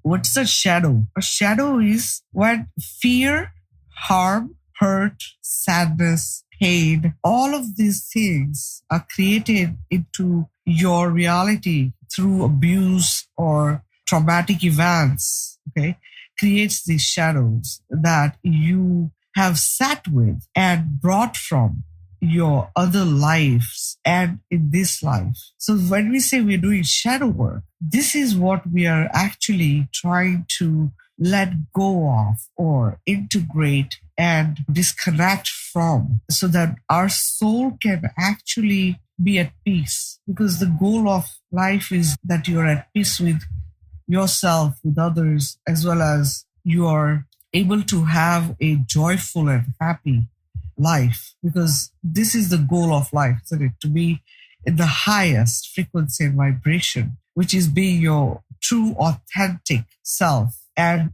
be at a state of joy and happiness. And when you're in that state, you are at the best state of harmony and balance within and outside of you, which means your physical and all your bodies, etheric, emotional, your spiritual body, right? Your mental body. All of these bodies have harmony and balance, but your outside also, your relationships, your environment also has harmony and balance. And this is where we need to get to as a spiritual being or when you're on this journey. right? So the goal for everyone should be to get rid of this stuff that we have sat with. And yes, it is not an easy process because it's hard when you have to go back to remembering and connecting to that version of you that is very painful. When you're going back to that place, this is why I don't recommend past life regressions, but just in this life, if you're a spiritual being, majority of you can vouch that you've experienced abuse from a very young age or some part of your life. In this life, you've experienced trauma. And this is because it helps you integrate not just this life's trauma, but your past life trauma as well through triggers. Because this is how we get pushed to do our shadow work, because you get triggered. Every time you see something, hear something around people who are going to bring the memories up of this stuff, it's going to bring that up and it's going to trigger you. Either you're going to work through it by doing shadow work and getting it disconnected from you and get to a place where you can say, okay, you know what? I am better because I've done this. Or you're going to allow it to just sit in you because you're afraid to let go of it or you're afraid to go back there. And I've had beings that I've actually worked with, and it takes a while when you're doing healings to people like that because they are in denial. They don't want to go back there. They don't want to deal with it, right? All of these different things happen. But the way I teach it to people is this. You have to pick one scenario or one person that had created a mess in your life, right? And we have all had several beings who have done this, where we have collected our trauma through the abuse they put us through, right? So you want to pick one person, maybe one a week, and decide that, okay, today I'm doing shadow work of this being, and I'm going to disconnect, get to the state of freedom. Because what really happens is this: when you finally decide to do this, now you're ready to get empowered, which means you are ready to take your power back from that being. You're ready to be your true self, okay? That version of you, whatever age it was when you experienced this, right? That version of you had given the power away, knowingly, unknowingly, or it was taken away by force, okay? As children, this is typically what happens because you as a child don't really have a choice or a voice, right? Things are done to you, things are done for you, things are done around you, okay? Things are done with you, right? This is how it is. So when you go back, I ask that you go to that first memory in this life of the trauma that you had, and you go and connect to that child's self and you hold the child. So you practically hug yourself with both your arms around your arms, and you're going to tell the child that they're loved, they're safe, and that you're going to make sure you're not going to allow any harm to come to them. Because remember, that child is scared, that child is hurt, is sad, okay? Has experienced a lot of bad things that it has put in the back of his mind. Because as a child, there's not really much you can do. You can't fight back. So you usually will suppress it as a memory that stays with you. This is baggage, right? So when you connect to that child, you want to allow the child the freedom. You want to allow the child and assure the child that you are safe. And then you're going to call it the higher self of the abuser. So you never ever connect to the physical person. Even if they're alive in this life or they passed away, you always connect to the higher version, because the higher version has all the known, okay? They have the memories, they know what they've done, they know what was needed and what should have happened. When you connect to them, you as a being are going to let them know what they did to you as a child, how it affected you, okay? What it has done to you growing up throughout your life with your relationship with others, how you have behaved with others because of it and how hard it has been, right? So you cry, you yell, you scream, you swear, whatever you need to do, you get that out of you because this is the stuff you're holding. The emotional body needs to get all of that removed from it, okay? And when you do that, you are now making them see what they're done wrong, okay? After you do that, you are going to tell them that you forgive them, okay? And you disconnect. You cut all the cords and ties you've ever had with them, past, present, future. You do not want a connection with them. Because remember, you cut it now, they cannot be in your future to make a mess again, right? Because we have repeated cycles. And we have had many beings like this come into our lives again and again, doing the same thing. And I'll give you an example. I have actually seen this in my past lives that has happened in my current life with family members. So after you say that, you're going to tell them, I null and void all contracts between us, okay? And then you're going to say, I take my power back from you. And if you had knowingly or unknowingly taken any power from them, just say, I return your power back to you, okay? And I free myself from you.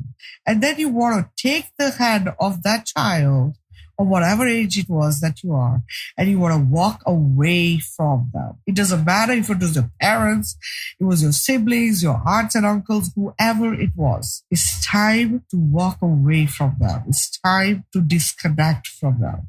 Everyone who has ever put you through any kind of trauma, you're going to do this with that person. So pick up a week that you want to do this. Have the time, alone time, whatever you feel comfortable with, music in the background or whatever, and you do the shadow work. If you go on my TikTok, I have a pinned video of shadow work. You can use that as well. If you go on my Facebook, I have a full video of it, okay? Yes. But yes, any of this stuff can help you, but please do it. It's so important. And just to let everybody know, thank you, Petals. I'm going to go on to the next guest. Just so everybody know, Petals is the real deal. So Petal does the work and she can help you in healing and give you a greater sense of peace and harmony in your life and help you to tackle some of those things that you're struggling with. So definitely seek her out because she's the real deal. She's helping and I do it for free, guys. I do it for free. So please reach out, okay? Yes, Petals. Thank you. Good to see you again. Let's go to the brother Streets. Streets, are you back? Are you settled in? I am, brother. Hey, peace, love, and light to you, bro. Peace, love, and light to you and everybody that's on the panel. It's definitely a powerful topic today, brother. So appreciate you speaking on this and offering this space. Shadow work.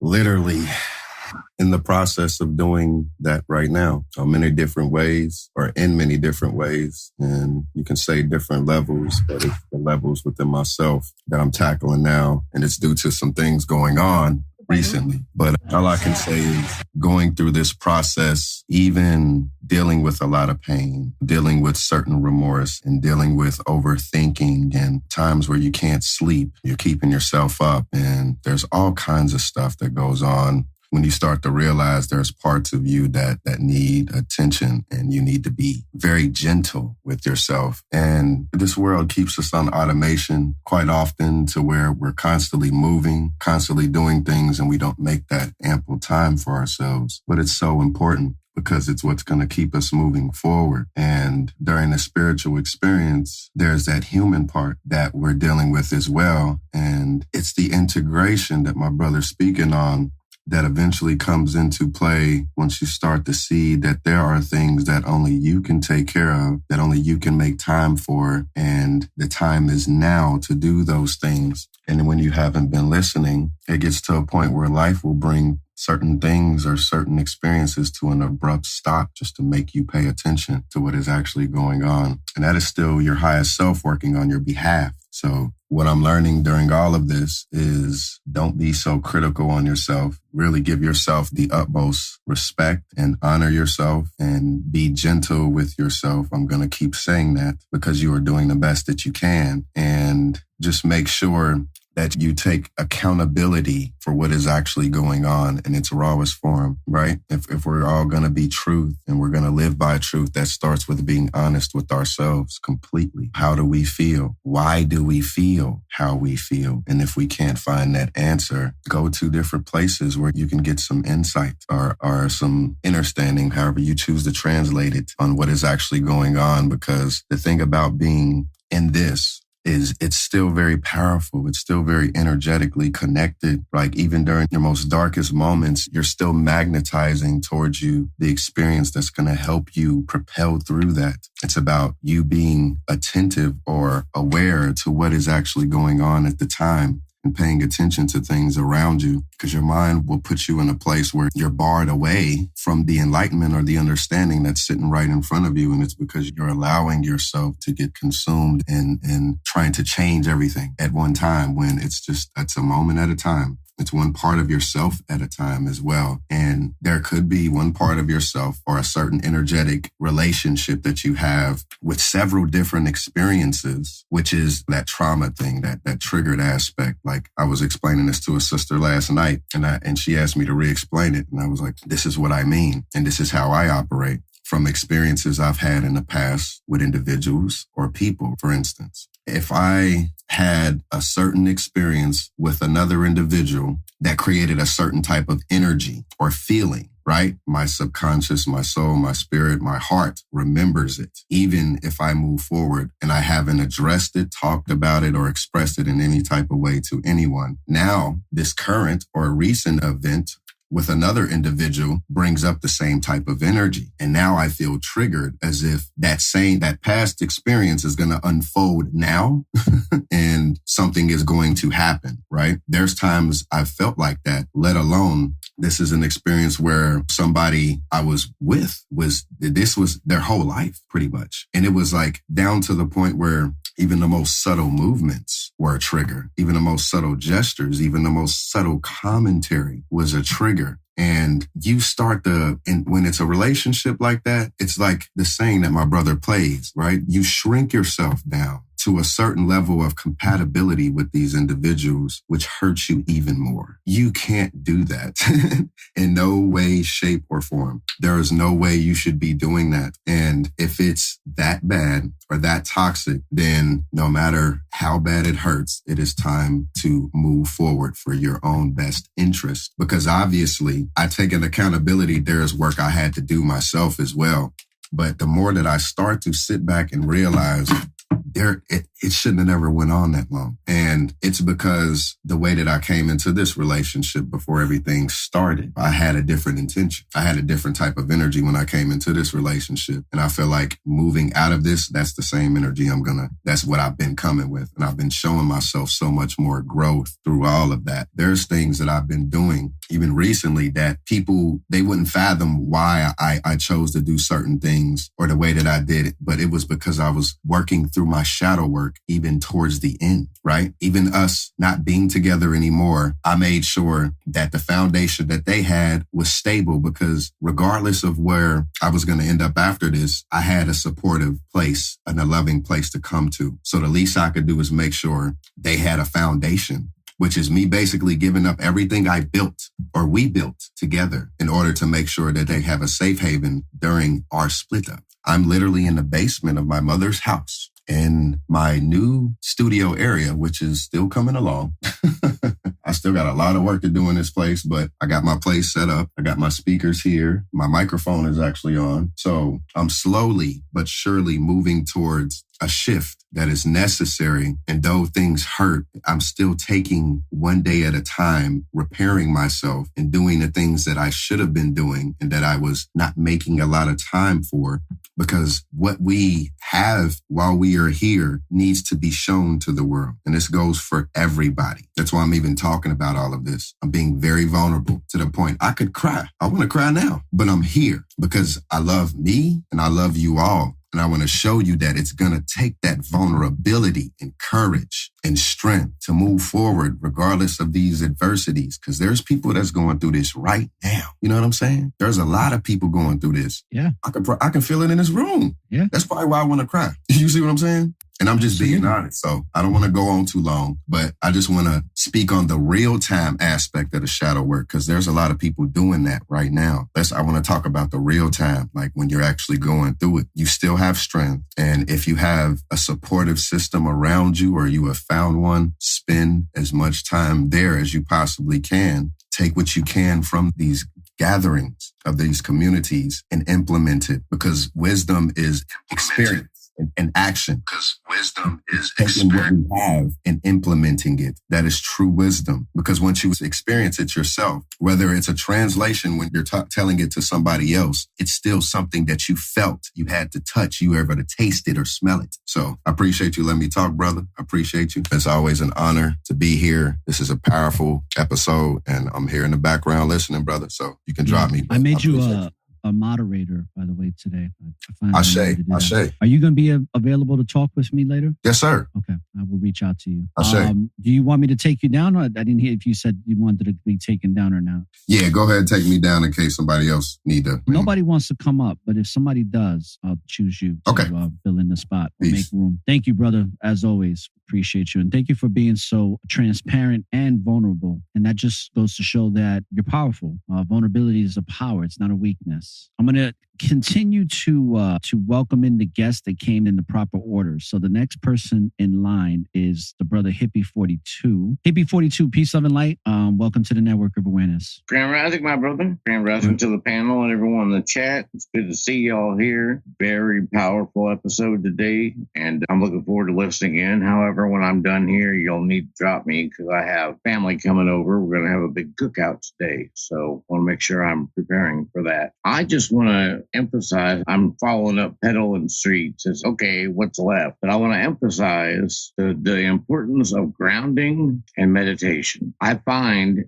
in my life, I do my best shadow work while grounding, because once I stumble upon those things I need to let go of, I have a place for them to go. Like that energy is immediately acknowledged, let go of, and transferred back to Mother Gaia. That works tremendously for me. I'm not sure. I know everybody's got their own thing, but I just wanted to. And also, if I'm in a situation where I cannot just be still, I hug a tree, which is funny because my nickname, but a lot of people, that's what they go to. They're like, oh, you tree hugger? Yeah, of course I am. That's a direct link to the earth. If you knew what the tree does for you, you should hug it. Yes, absolutely. And I could transfer that energy into that tree. And again, it's dissipated into the earth and it's gone. So those are some things that just work for me. You know, you can stand there and hug a tree and still meditate. You don't have to sit and be grounded to the earth itself. But with a tree, I feel like you're getting an extra little boost. So those are things that work for me. And I have people that I live in the city now. So I have people that will tease me about that stuff. But again, that's a them problem, not a you problem. It works for me. I find strength in it and I find release in it so that I may have a more pure connection to source. And that's really, like I said, following Pedal and Streets, those two, they pretty much covered a lot of it that I was going to speak on. Take what works for you and leave the rest. And I love you all and happy rising. We're all here to raise our vibration and help each other do that. And I hope I helped a little bit. So yeah, it's just been a pleasure to be here. And thank you, Aura, for providing this space for our spiritual education and renewal. And I love you and everybody here. With that, you can drop me because I got stuff to do. So I love you all. Take care, brother. Peace, love, and light to you, bro. Appreciate you. All right. Let's go on to the next guest, who's no stranger to the Network of Awareness, one of the Network of Awarians. Peace, love, and light, sis. Angie, chiming in from overseas. Shout outs to the continent of Europe. Peace, love, and light for you and everyone here. And I think that the team is very powerful today. It's something that we born with a clean slot, still with a connection with ourselves and to the world.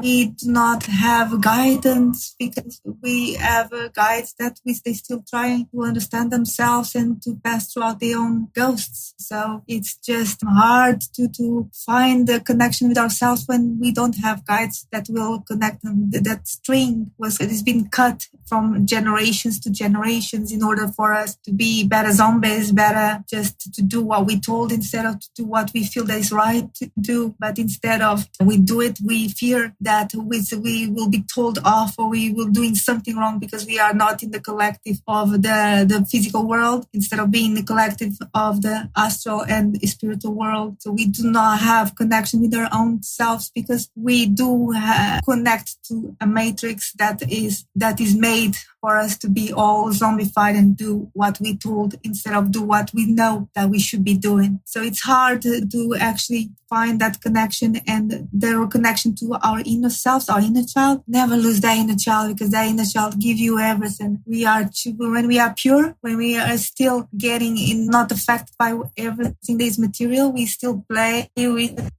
everything that is beautiful in life, and we just reconnect naturally with the higher self and the universe. We stop doing that when we grow up, and because I never had the stability of growing up in a Disney family, everything so full of love, and even my parents had a very hard life and never found that stability. They saw on us the love and the projection. So the education wasn't perfect in order that we weren't prepared to go into the outdoors of kind of everything in the love family household, and everything was a shock for me. I'm the eldest of 6. My parents, they got married with my mom. She was afraid of having children because she thought that she would be a bad mother, and we are 6. So it was the contract more that was outlawed ever. But she projects herself and what she would like to have on us with the love and everything. So it wasn't perfect, but it gave us strength. And one thing that I realized is that if we are strong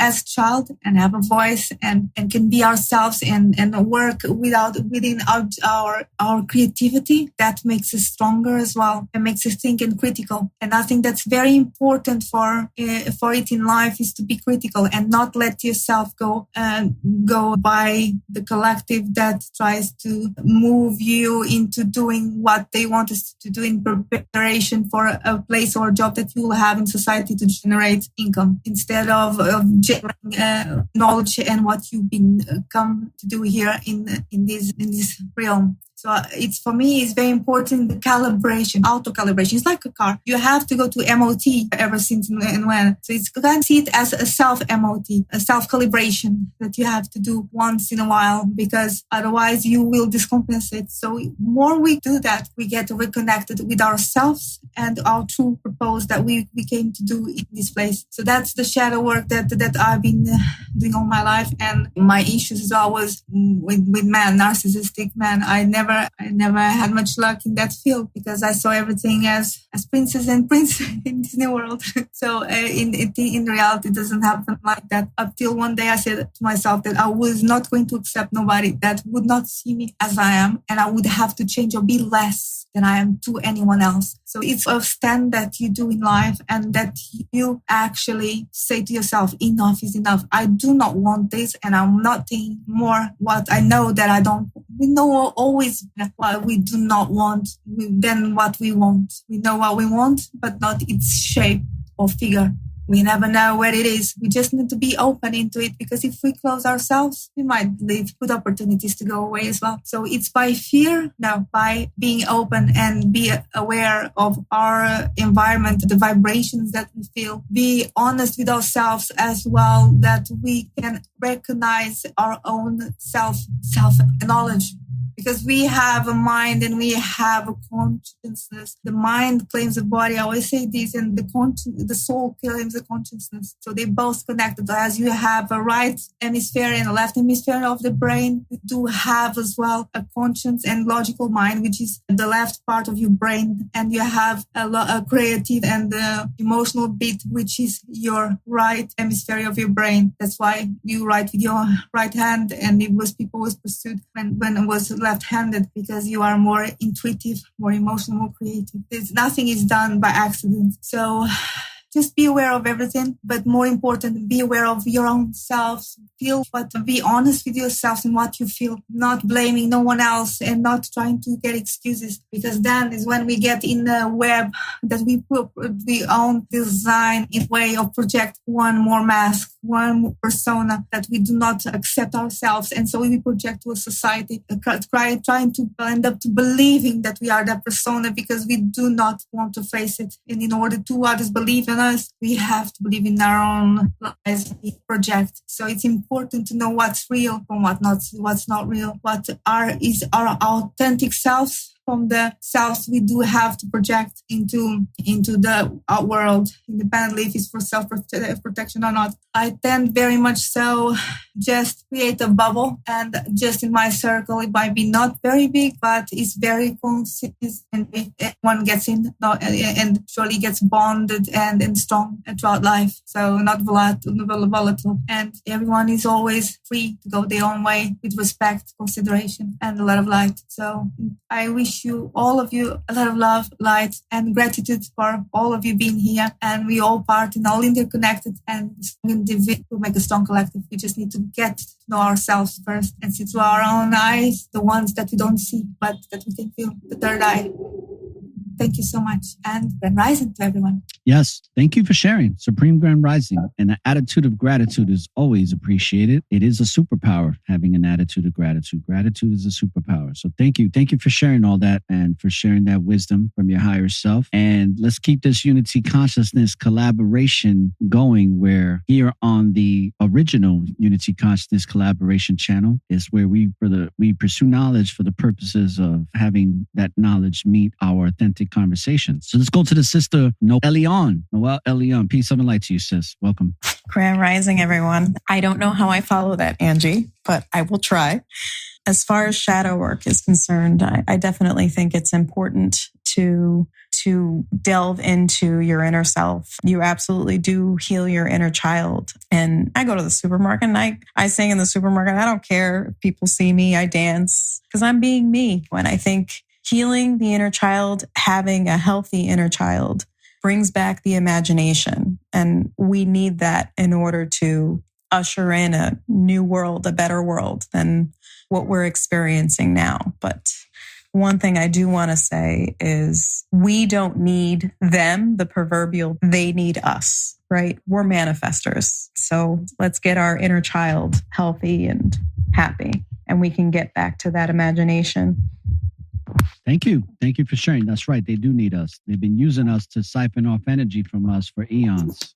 Time to take that energy back and give it to the collective for the purposes of evolution and ascension, instead of giving it to this revolution of descension and slavery, whether it be, and the most important slavery being the slavery of energy, being enslaved to having our energy serve something that is detrimental to our well-being as a whole and serving a small collective instead of serving the whole collective. And we're becoming more aware of this, and we're taking our power back. That's why it's a great time to be alive right now. So thank you for sharing, Noelle. Peace, love, and light to you. Let's go to the next person in line, which is Inez.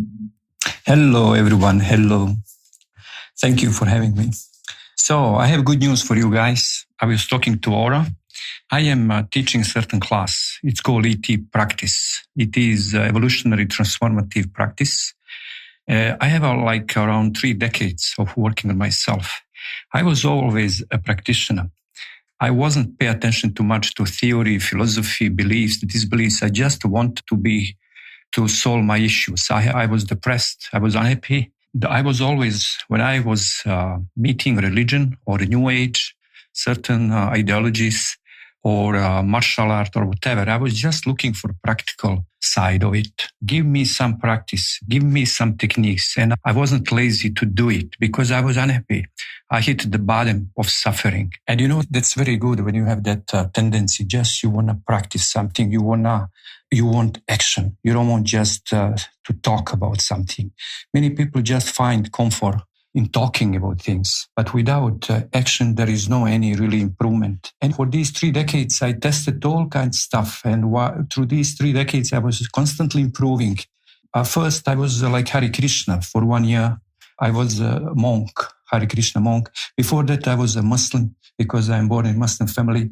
And I went to those Sufis, they are dancing, they are going in a circle and so on. And I was just following practice. And practice always gives result. And sometimes better result, depends what kind of practice you are doing. So in these 3 decades, I passed through many different practices, and I was constantly upgrading my own practice. And I realized what Bruce Lee realized, because Bruce Lee was really an excellent martial artist. And how he was able to do that? Because he would absorb what is useful from any discipline. He would discard what was not useful, and he would add what was his own. And that's the principle that I think, should all live by. Absorb what is useful, discard what is not, and add what is your own. And you're going to have results. And now I talk to Aura because I'm teaching I have Facebook group for 5 years in my language. And I just started my new Facebook group in English. And there is this training, which is like culmination, which is a result of my 3 decades working on myself. And in few days, I will come here and I'm going to tell you how you can come into this group and exercise with me. And for our auras, for network awareness viewers and listeners, we're going to have really something beautiful to offer. And it's all about practice. And we are talking about shadow work. We are talking about all kinds of inner child, many different techniques. Sometimes the best is just take your trash can and throw it out, empty your trash can without looking what is inside. And there are certain techniques which I learned from many different these disciplines that you really don't need to worry about what is in you. Just let go of those anomalies, release all those suppressed feelings, and you're going to be better after the training. So the training, let's say, at least should be like 1 hour. And once you go to certain exercises, so relaxation exercise, breathing exercises, balancing exercise, stretching exercises, a little dance. Some dancing is also wonderful. Then you feel that you reset all your system. So it's good to examine, it's good constantly to contemplate about ourselves, but sometimes it's the best forget yourself while doing something, and after that you are completely refreshed. You feel like new. So in few days, me and Nora, we're going to tell you how you're going to access this training. And I'm really looking forward to train with you, that we really do some practices, Bruce Lee said, to absorb what is useful, discard what is not, and add what is your own. And I'll give you an axe to clear your jungle, because I was in the jungle of my mind. And that jungle can be cleared. Just go into it and start cutting all that which is preventing us to be happy. So in few days, I will be in touch with you, and me and Nora, we're going to tell you more about this. Thank you, everyone. That's right. Thank you, Ines. I'm looking forward to helping you get the training out to people and these classes. We've got a lot of classes coming up. I'm going to be putting a class together for people that are interested. If you want to DM me, if you're interested in taking a class on hosting TikTok lives, I'm going to be putting together a 90-minute class, and I'm going to have it on my studio in my private network on StreamYard. So I'm looking for 10 souls, 10 leaders that are looking to improve their TikTok hosting skills, or people that are just looking to host and want to learn how to host the right way and grow their channel. Just DM me. And that applies for YouTube hosting and all kinds of hosting. Am I right? Yeah, hosting overall, but especially those that want to host here on TikTok. But yeah, hosting overall. We really need that. And you are an expert. So that's why I'm putting the class together. It's going to be for $19.99. So anybody who's interested in that 90-minute course and class, just hit me up on the DM and we'll set up a date and a time once we get about at least 10 people for the class. All right. So with that being said, who's the next guest that we had to go to? Payette. Payette, welcome. Peace, love, and light, sis. Light Aura, thank you so much for having me. Allow me to get on your live today. I woke up and I seen that you were on live, and I was like, let me see what he's talking about today. So I saw that it was on shadow work, and I was listening at the beginning when you were explaining what shadow work is, right? So I'm listening and I'm like, man, this is everything that I have been doing. But Aura, it's not, it gave me confirmation that this is what I've been doing, because I didn't know the work that I'm doing has a name for it. I've been going through situations since 2016 due to me baggage and everything that I went through, and I'm not confronting it. So I had a big issue. I had a big awakening in 2016, but I've been putting it off. And but I kept putting it off. And now it's just, I have to put the work in to release everything. And I just wanted to tell you, thank you again. Cause I don't know. It's just my conscience telling me what to do. But I didn't know that there were names for it. I'm like, so I'm on the right path. I'm on the right path. Cause I was raised by women. My nanny, my mom's baby sister, my mom, and then my grandmother. So I'm raised to be a strong woman, and you couldn't cry. My father was in the military, so he was barely around. So I was raised by women, and they raised me not to cry. And in 2016, everything that I had went through came, and even stuff that I forgot about, it came out. I couldn't hold it anymore because that year I was gonna end up dying because everything came out, and I was wondering why I was so full of anger, just so full of it. And it's because everything that I had went through, I never talked about it. I never cried over it. I put it in a bag and put it off to the side and kept on with daily life. And I didn't know, because I never talked to anybody about it. I didn't know that it'll catch up to you later. It will catch up to you if you don't confront it. It caught up to me when I was 24 in 2016. And I almost was gone, but I got saved. So I've been putting in work, trying to just cancel the thoughts of everything I went through. I confronted everybody on everything I went through. And when I have the thoughts, after I confronted it, I don't give it any energy. Like, I've been listening to you. I don't give it any energy. I just cancel it. Like, I cut it off soon as I hear the thought. You're not good enough. Cancel it. Nobody's going to love you. Cancel it. And I don't have, during this process, I didn't have anybody to talk to. I had to learn it on my own, but I'm not actually learning it on my own. It's like I have help from the spiritual side, if that makes sense. So I just wanted to say thank you so much. You right on point every day, man.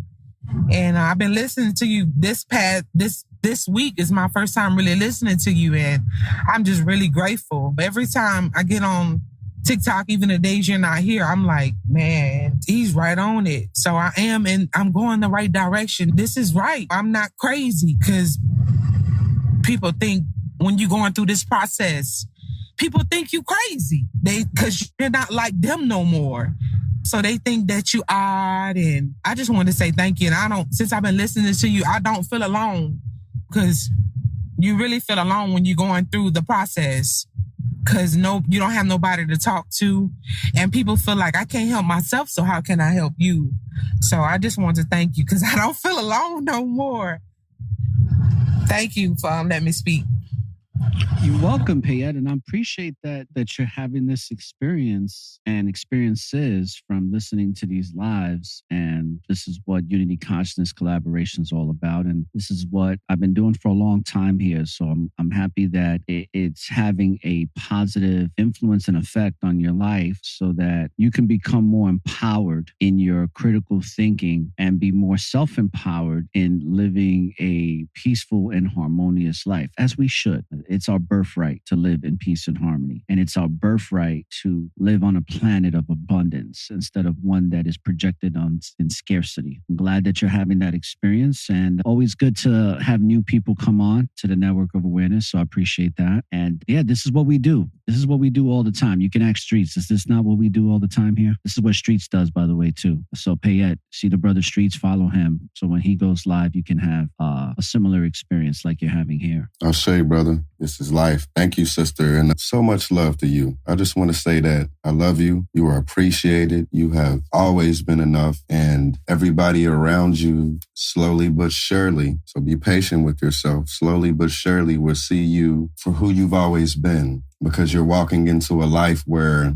we're in this stage where we're non-tolerant to the things that do not serve us. We're non-tolerant to the projections of other people. how they want to see us is up to them. And we're just going to be ourselves out here. And you're walking into a light where that feels comfortable, and it's not all this excess experience that's going to influence everything that you do and the way that you think. You will be able to center yourself and completely focus on you and the things that are in front of you. And there's so much magic in that. And it sounds like such a subtle and cliche thing, but I'm literally sitting here doing it as we speak. In the background, I'm listening to everybody, but I'm working on a beat here. It actually doesn't sound too bad, but you'll be able to channel this somewhere creatively, whether it's actual creativity, but people don't realize, or are coming to realize, that the moments in our lives are opportunities for creative aspects. You can be creative at work. You can be creative out with your friends. You can be creative with yourself within nature, or just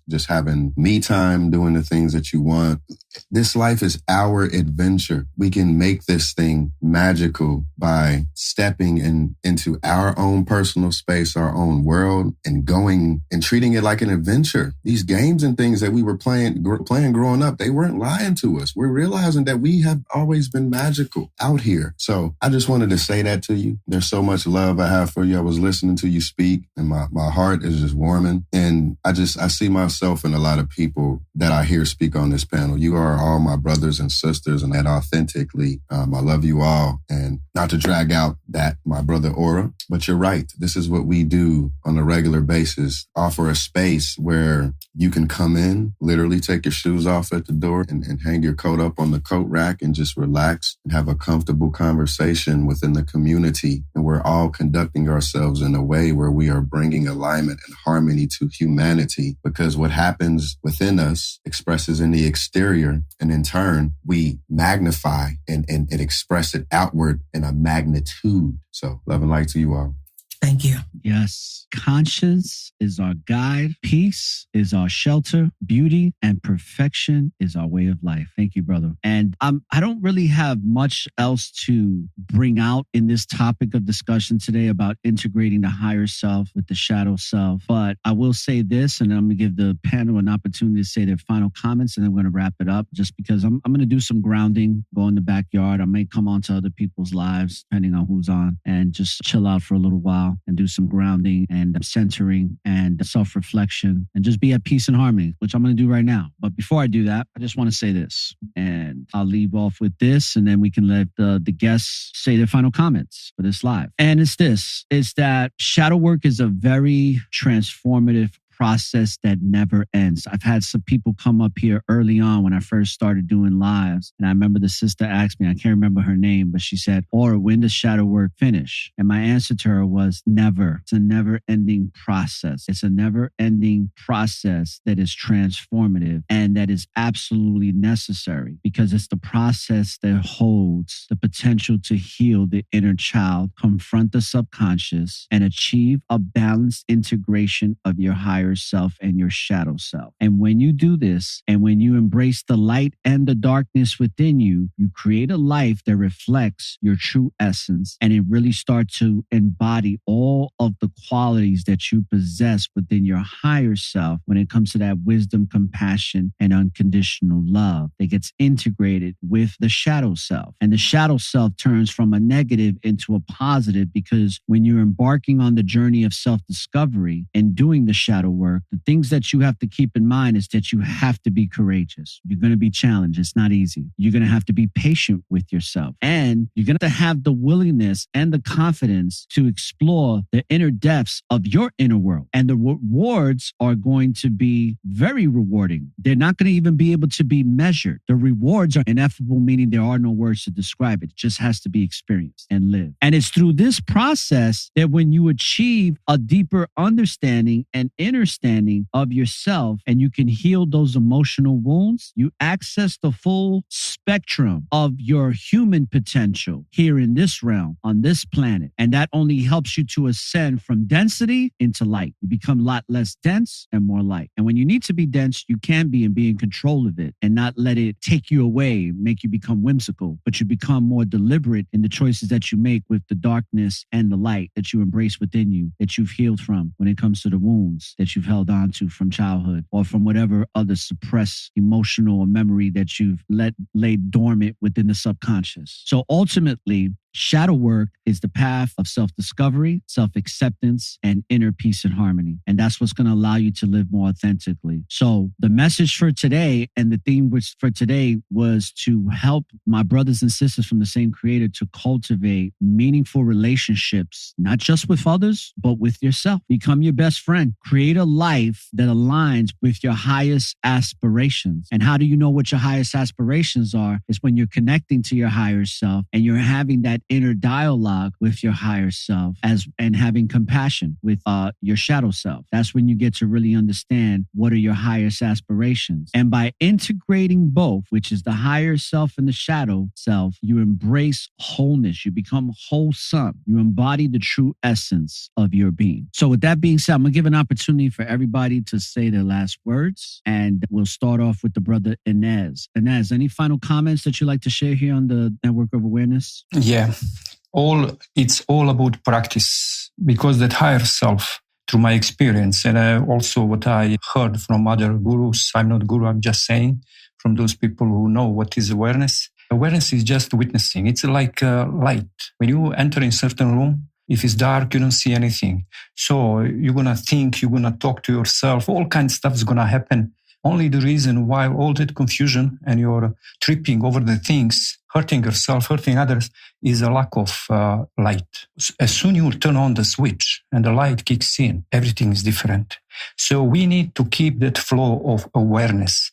Unfortunately, it will not happen by itself, because self-unawareness, as you mentioned, subconsciousness, unconsciousness, all that force which comes from nature through our evolution, we have to have it.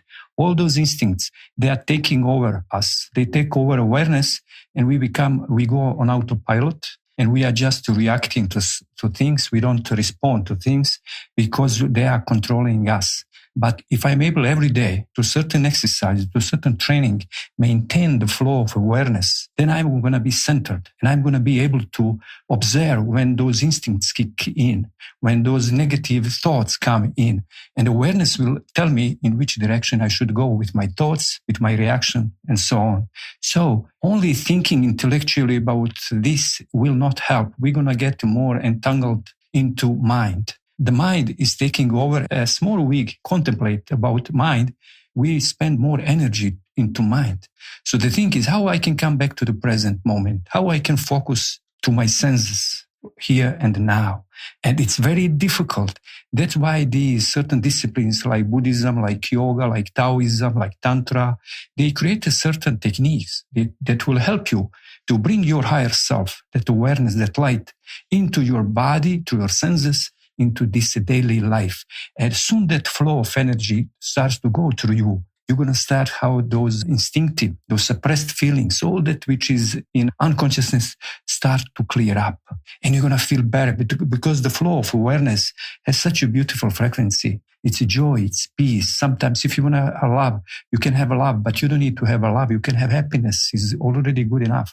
And that will refresh you.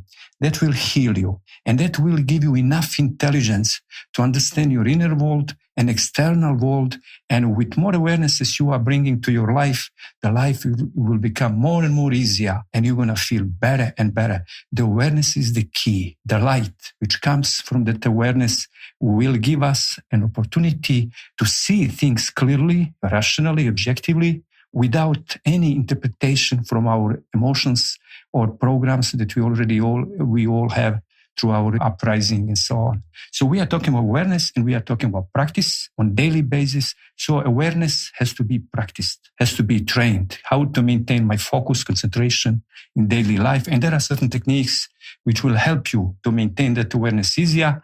And then you can carry on with awareness in daily life, where is much more difficult.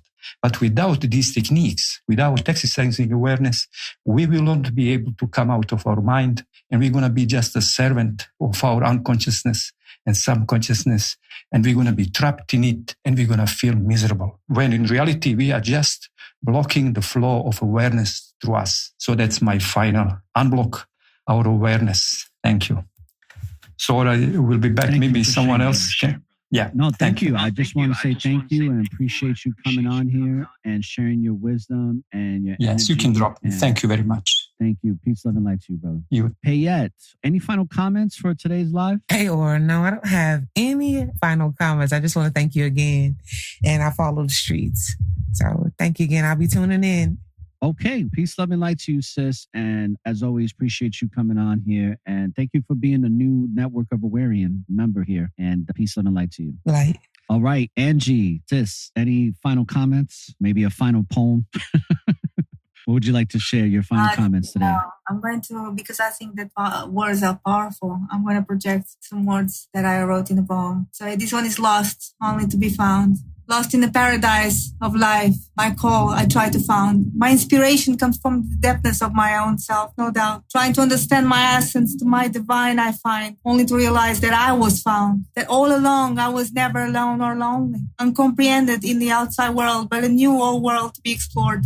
One that only me could do that journey. Oh, and what an adventure is to find myself, a dream inside of another dream, an adventure that I can call my own, only mine to understand and to inspire. That loneliness is incomprehended thoughts travel fast between me and my higher being. That in dreams I'll find myself in the new divine world where shadows bound and fears are not to be found. Yesterday I was, tomorrow I will be, but more importantly, today I am. Thank you, and everyone have a lovely day. That was a beautiful poem, Angie. And thank you. Appreciate you, as always. And peace, love, and light to you. And supreme grand evenings. I know it's going to get later over there. So peace, love, and light to you. All right, Streets, you're the last of the Network of Awarians. Any final thoughts?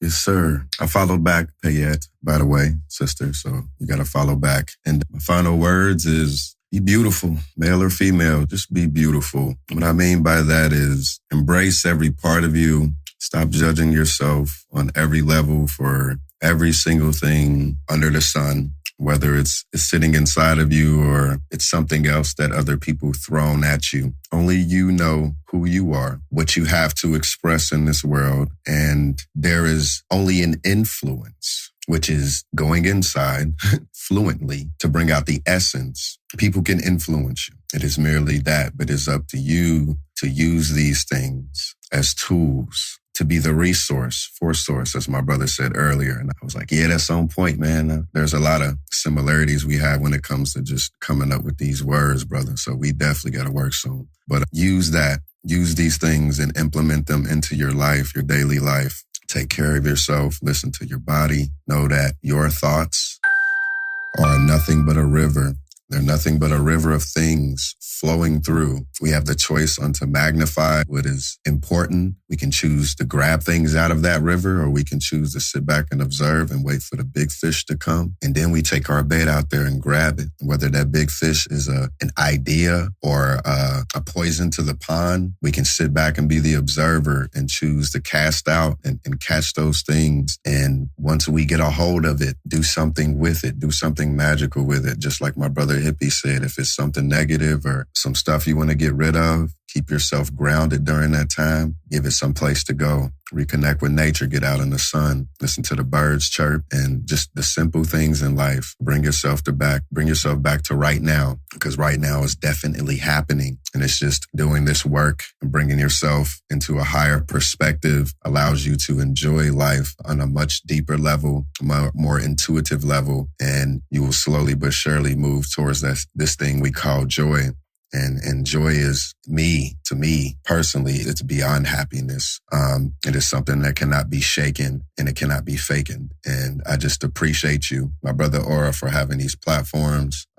Like I said, continuously, just for being a representation for this community that we all need, because you are a strong spiritual warrior and a wonderful creator and an example for people who are looking to just be themselves without apologizing for it. So with that, I honor you, my brother. I appreciate you, and peace, love, and light to all of you. Thank you for those kind comments, and appreciate you as well, brother. I'll be contacting you very soon. And thanks for coming on today, both always appreciate your energy and your wisdom, and enjoy the rest of your Supreme Grand Rising day, bro. Peace, love, and light to you. Too, brother. All right. I'm going to end this off by saying I'm going to read a poem called Beyond Imagination. And before I do, I just want to say, when you live in the present, there's always an opportunity for a new beginning. And don't look for the light at the end of the tunnel, because the light is and always will be within you. So light up the tunnel and find your way through the darkness. I'm going to end off with the outro after the poem. And I'm also going to play the commercial to the Network of Awareness. So definitely support not only this channel, but support me on the podcast. Support my podcast, Network of Awareness. Wherever podcasts are played, download the shows. A lot of the shows are being integrated with the podcast now. I've been editing them. I already finished one show that's already up and running for season 7. And that show is a show I did about a little over a month and a half ago. And it's called, let's see here. The title I gave it is, let me pull it up here. It's called Freeing the Dome, because it was from the Freedom series. It's called Freeing the Dome, Healing and Harnessing Spiritual Guidance. Check it out. Also, the first episode of season 7, which is Great Understandings, is Reprogram Your Reality, Love, Loss, and the Power of Perception with the Book of Johnson. So definitely help support me by downloading the shows. It's free. The shows that they help me to basically with my ad insertions and with my sponsorships and all those other good things. And shout out to my sponsor. Matter of fact, let me give a shout out to the sponsor. I usually give a shout out to the sponsor for the radio show and for the podcast, but I think it's important that I shout out the sponsor here on the Network of Awareness. So my sponsor is A Quiet Crowd. Shout outs to Quiet Crowd, and they're your digital marketing partner for precision leads and calls. And through their portfolio of owned sites and proprietary tech and affiliate network and expert media buying, A Quiet Crowd delivers personalized, high converting content. So book a demo today to maximize your conversion rates, your digital spending, and digital awareness. Elevate your digital marketing with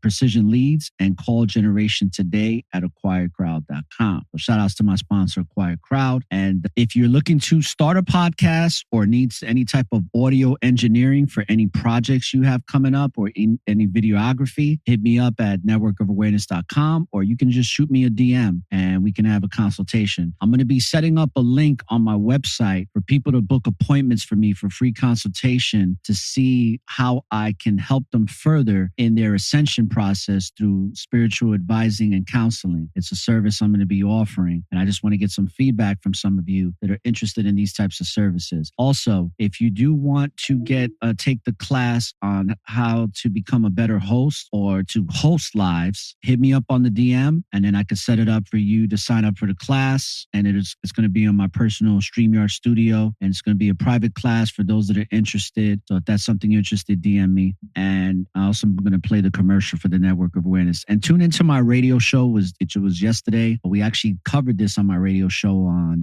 the Conscious Hour on 905 FM, broadcasted out of Brooklyn, New York. And it is simulcasted and digitally broadcasted to 152 countries on the internet. So if you want to follow me there, just go to 905fm.net on the web browser, or you can go to the TuneIn app on your phone, download the TuneIn app, put in 905 FM, and tune into the Conscious Hour every Friday afternoon at 1 p.m. Eastern Standard Time.